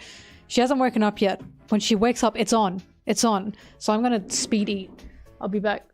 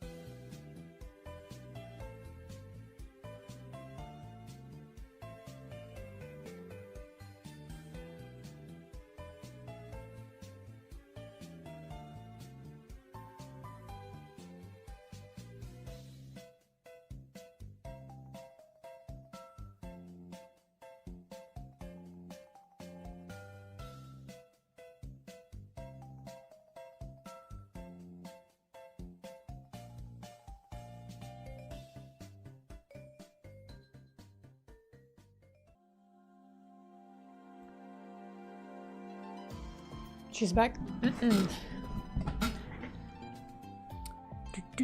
Mukbang stream. Oh, do you want to see the ratio this time? Ta-da. I know that's what you're all on edge for.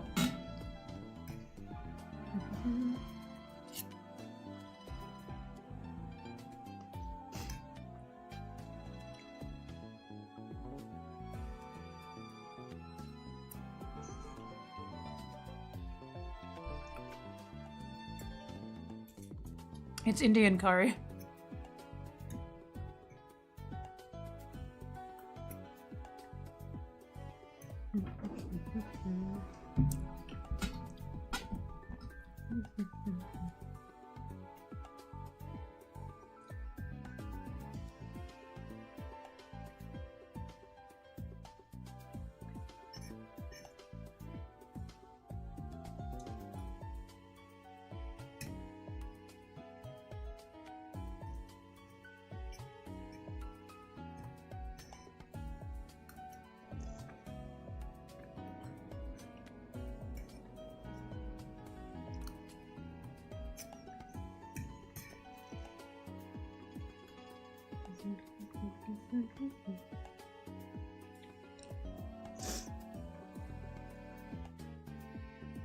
Next week is Japanese curry. Yeah, if I can find it.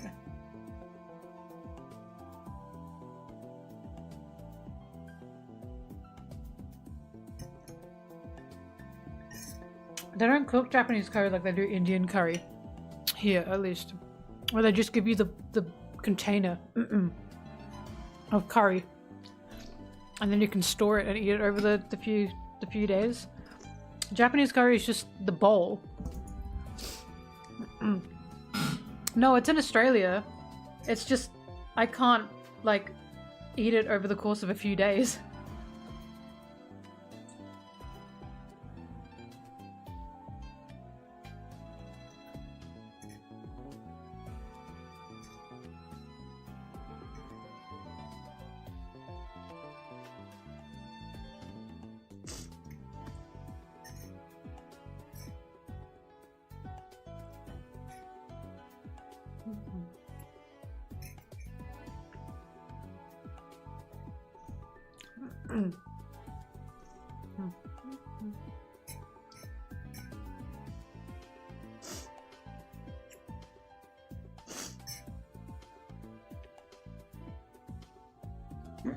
Yeah, you're crazy.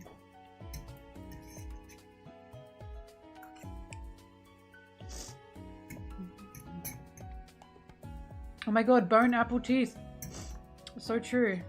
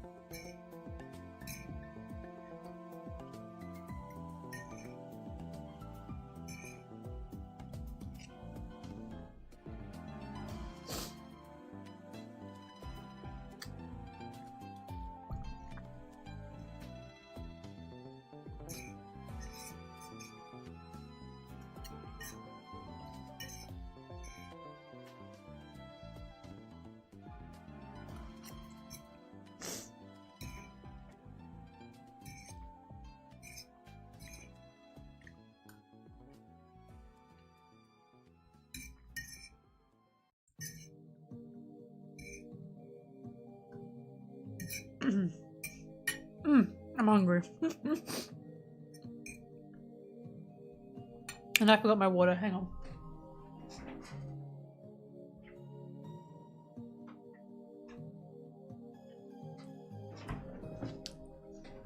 Doo-doo.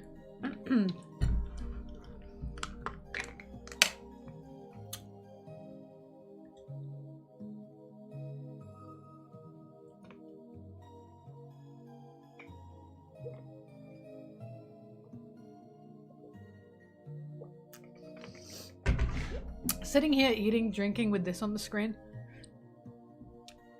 It's a little bit insane. It's a little bit weird.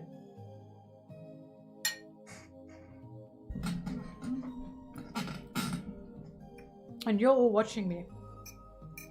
You freaks.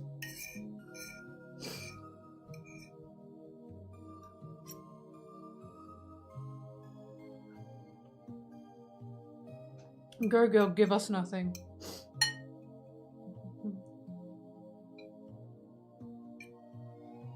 You're eating too? Oh my god, it really is a mukbang stream. Maybe I should go on to mukbang streams.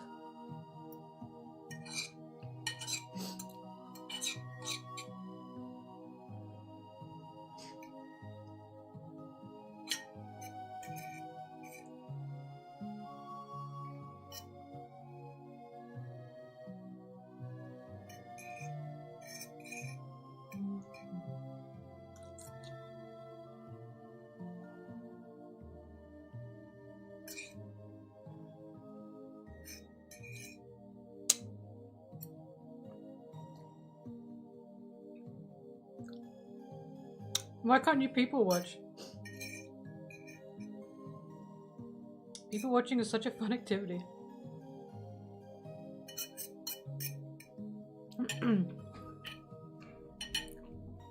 When I was visiting my parents, we went to have dinner somewhere, and the table not next to us, but like we were on like this little veranda area, and then next to us, a step down, there were more tables. I'm not done with my curry. There were more tables, and the people next to diagonally of us, it was a couple, a man and a woman, and suddenly the woman started crying. We couldn't hear them. And my dad nudged me and said, look, look. And I looked, and she was like, well, the guy was just looking at her like this. And my dad and I were looking at that, and we were like, what happened? What happened? And we were trying so hard to, like, you know, couldn't hear a damn thing, had no idea what they were talking about. I don't know. I don't know. We have no idea. Legally Blonde moment.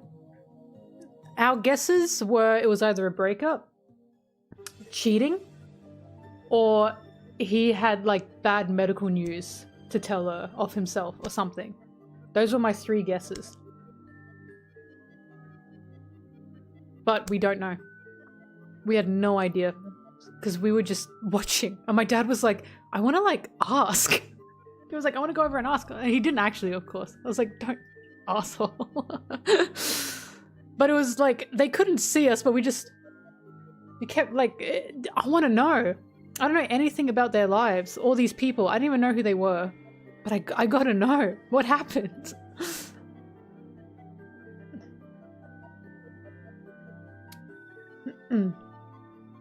Maybe he got fired and she loves shopping. Haunt me for years. The bathroom was nowhere near their table. Like, there was no direction you could go unless you were leaving the restaurant.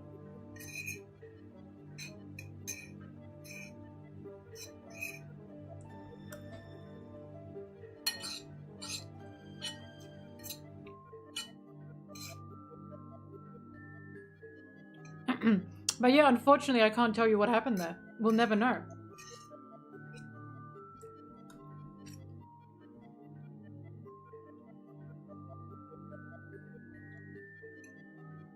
It was just weird, because he wasn't even consoling her. She was like... And just like he was doing that the whole time. Hands like this. Not even like a patting her arm or anything. Just smiling and nodding at her. What the hell happened? Maybe she got caught cheating. That would make sense.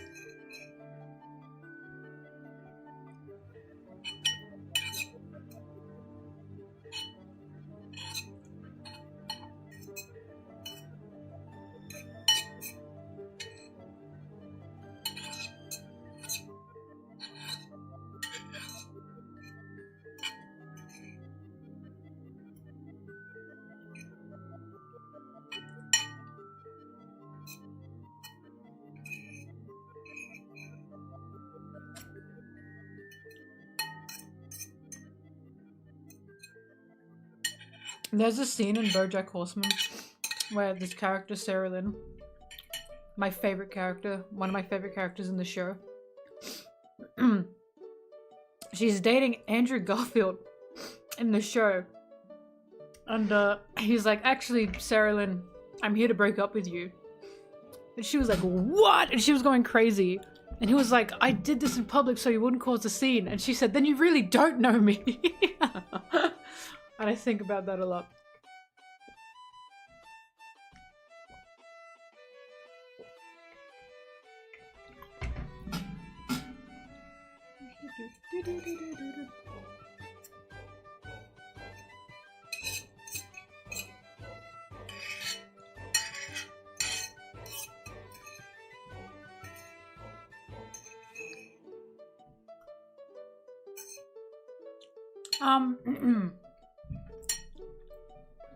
If Anna doesn't wake up in 30 minutes, I'll do the chapter first. And then I'll do the episode. Shonen Jump, you bastards! I don't want to read anything that's not One Piece, so leave me alone.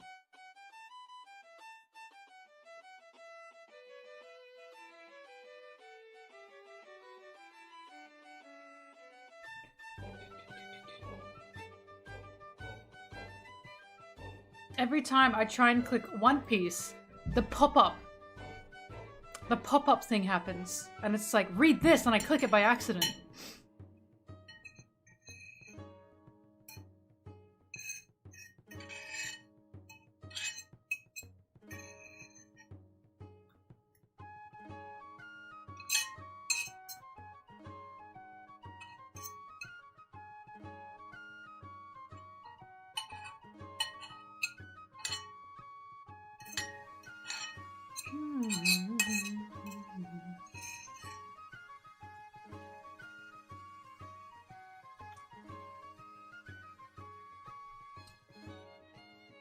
Anyways, I gotta put my bowl away. I'll be back.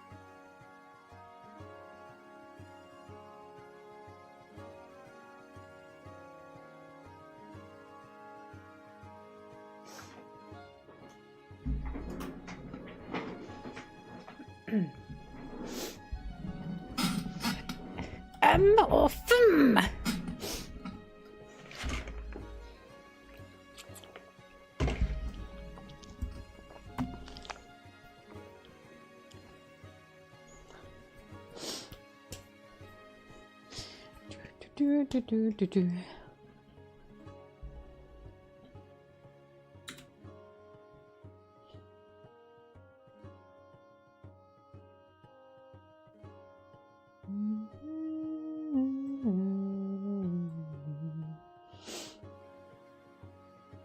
I told you Gatsby, not Gatsby, the MC Old sport. I told you he was a little bi.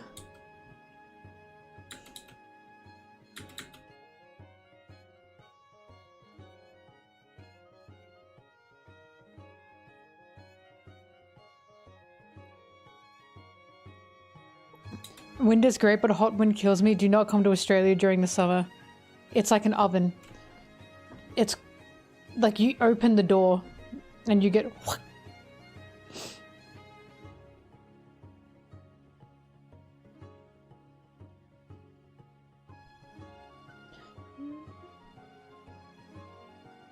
Can I be mentally ill for a second? Is that okay? Is this a safe space? This? Okay. This and this is kind of hot. Like, I don't know. I think he's kind of cute in his struggle. Why is he getting grabbed around his little waist?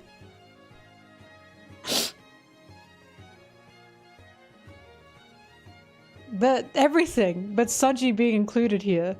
I don't like. I love when he's not good at fighting.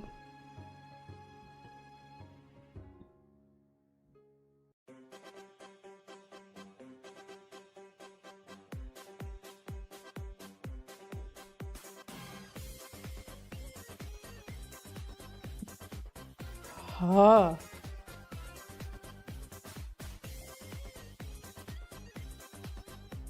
Also this. This is a little bit... like, not this, but...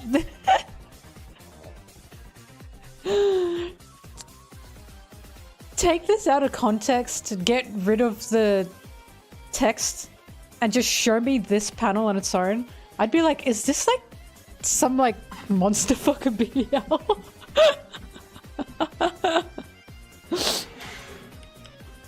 He's mwah. Look, he likes it, little freak.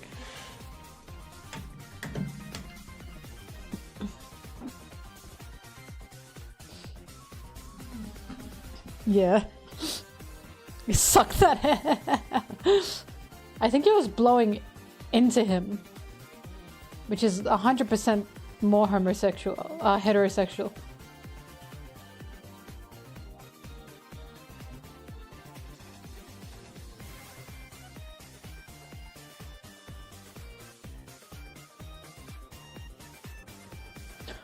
Oh my god, I couldn't make out what this was for a second.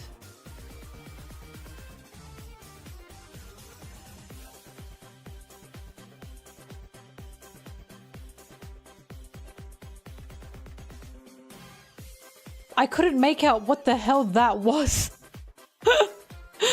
For a second I thought it was hands doing this. I was like, what? That's Kurobi flying backwards. That's a crotch shot of Kurobi. Can I just say, by the way, Kurobi's hot. I think he's hot. If Kurobi was shown in like modern One Piece, people would be like, wait, who's that guy? I always thought he was a bit attractive. I was like, oh, Sanji gets to fight the sexy one.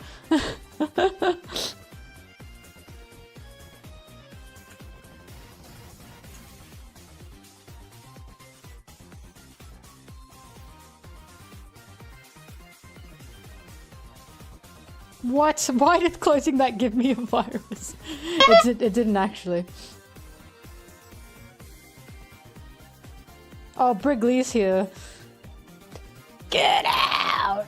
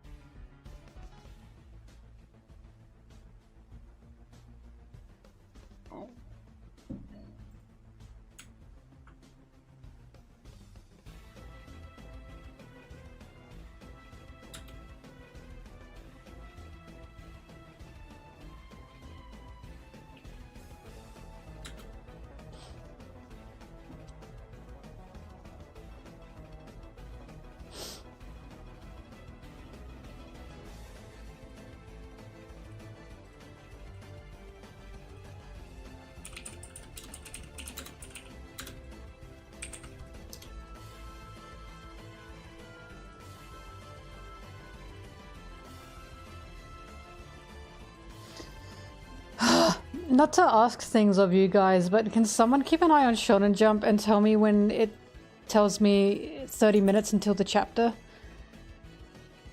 Because they don't give you a specific countdown until it gets to minutes, and it always pisses me off when they do that.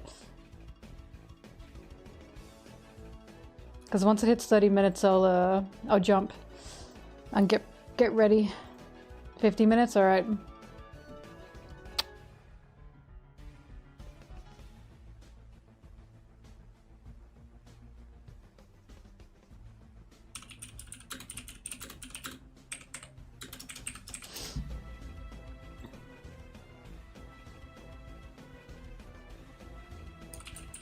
It's midnight for me. Idiot. Puh. Idiot.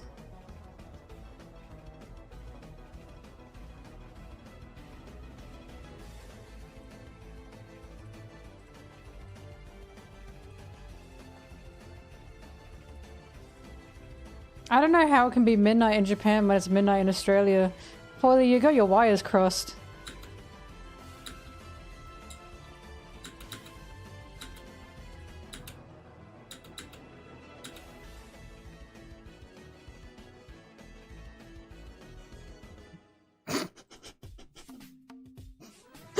It took you, boy, that took you a bit to figure out.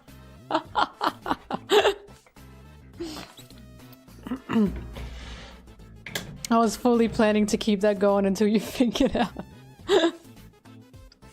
Haha.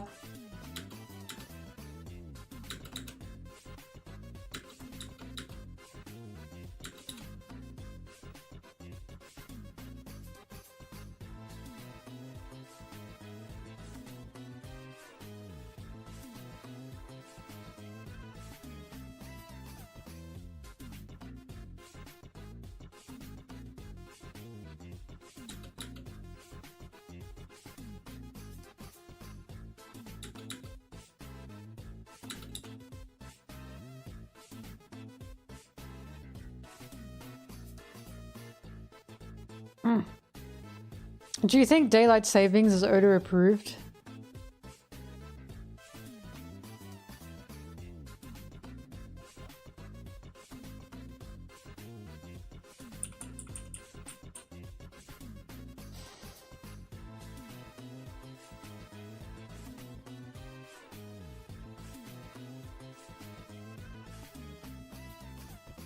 I'll never forget in my Odyssey stream, as we're talking about, I've talked about this Oda approved stuff. Like, Oda's really involved. Oda's really involved. He was really involved in this.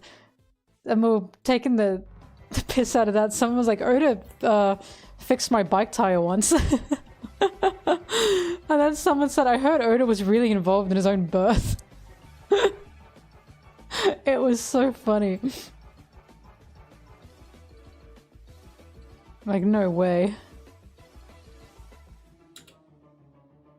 He pushed himself out.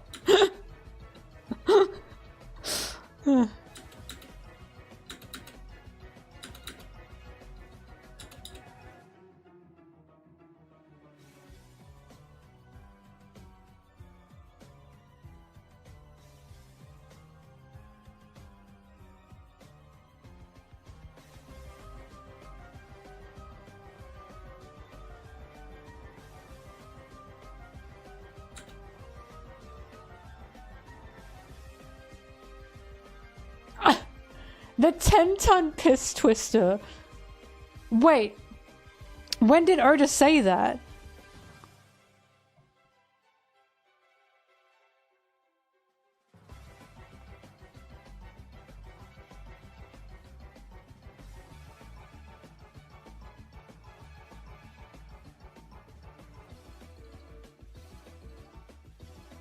Oh, did I did I say that? Look, I can't remember everything I said. Why did I say that? Why did I say the 10-ton piss twister?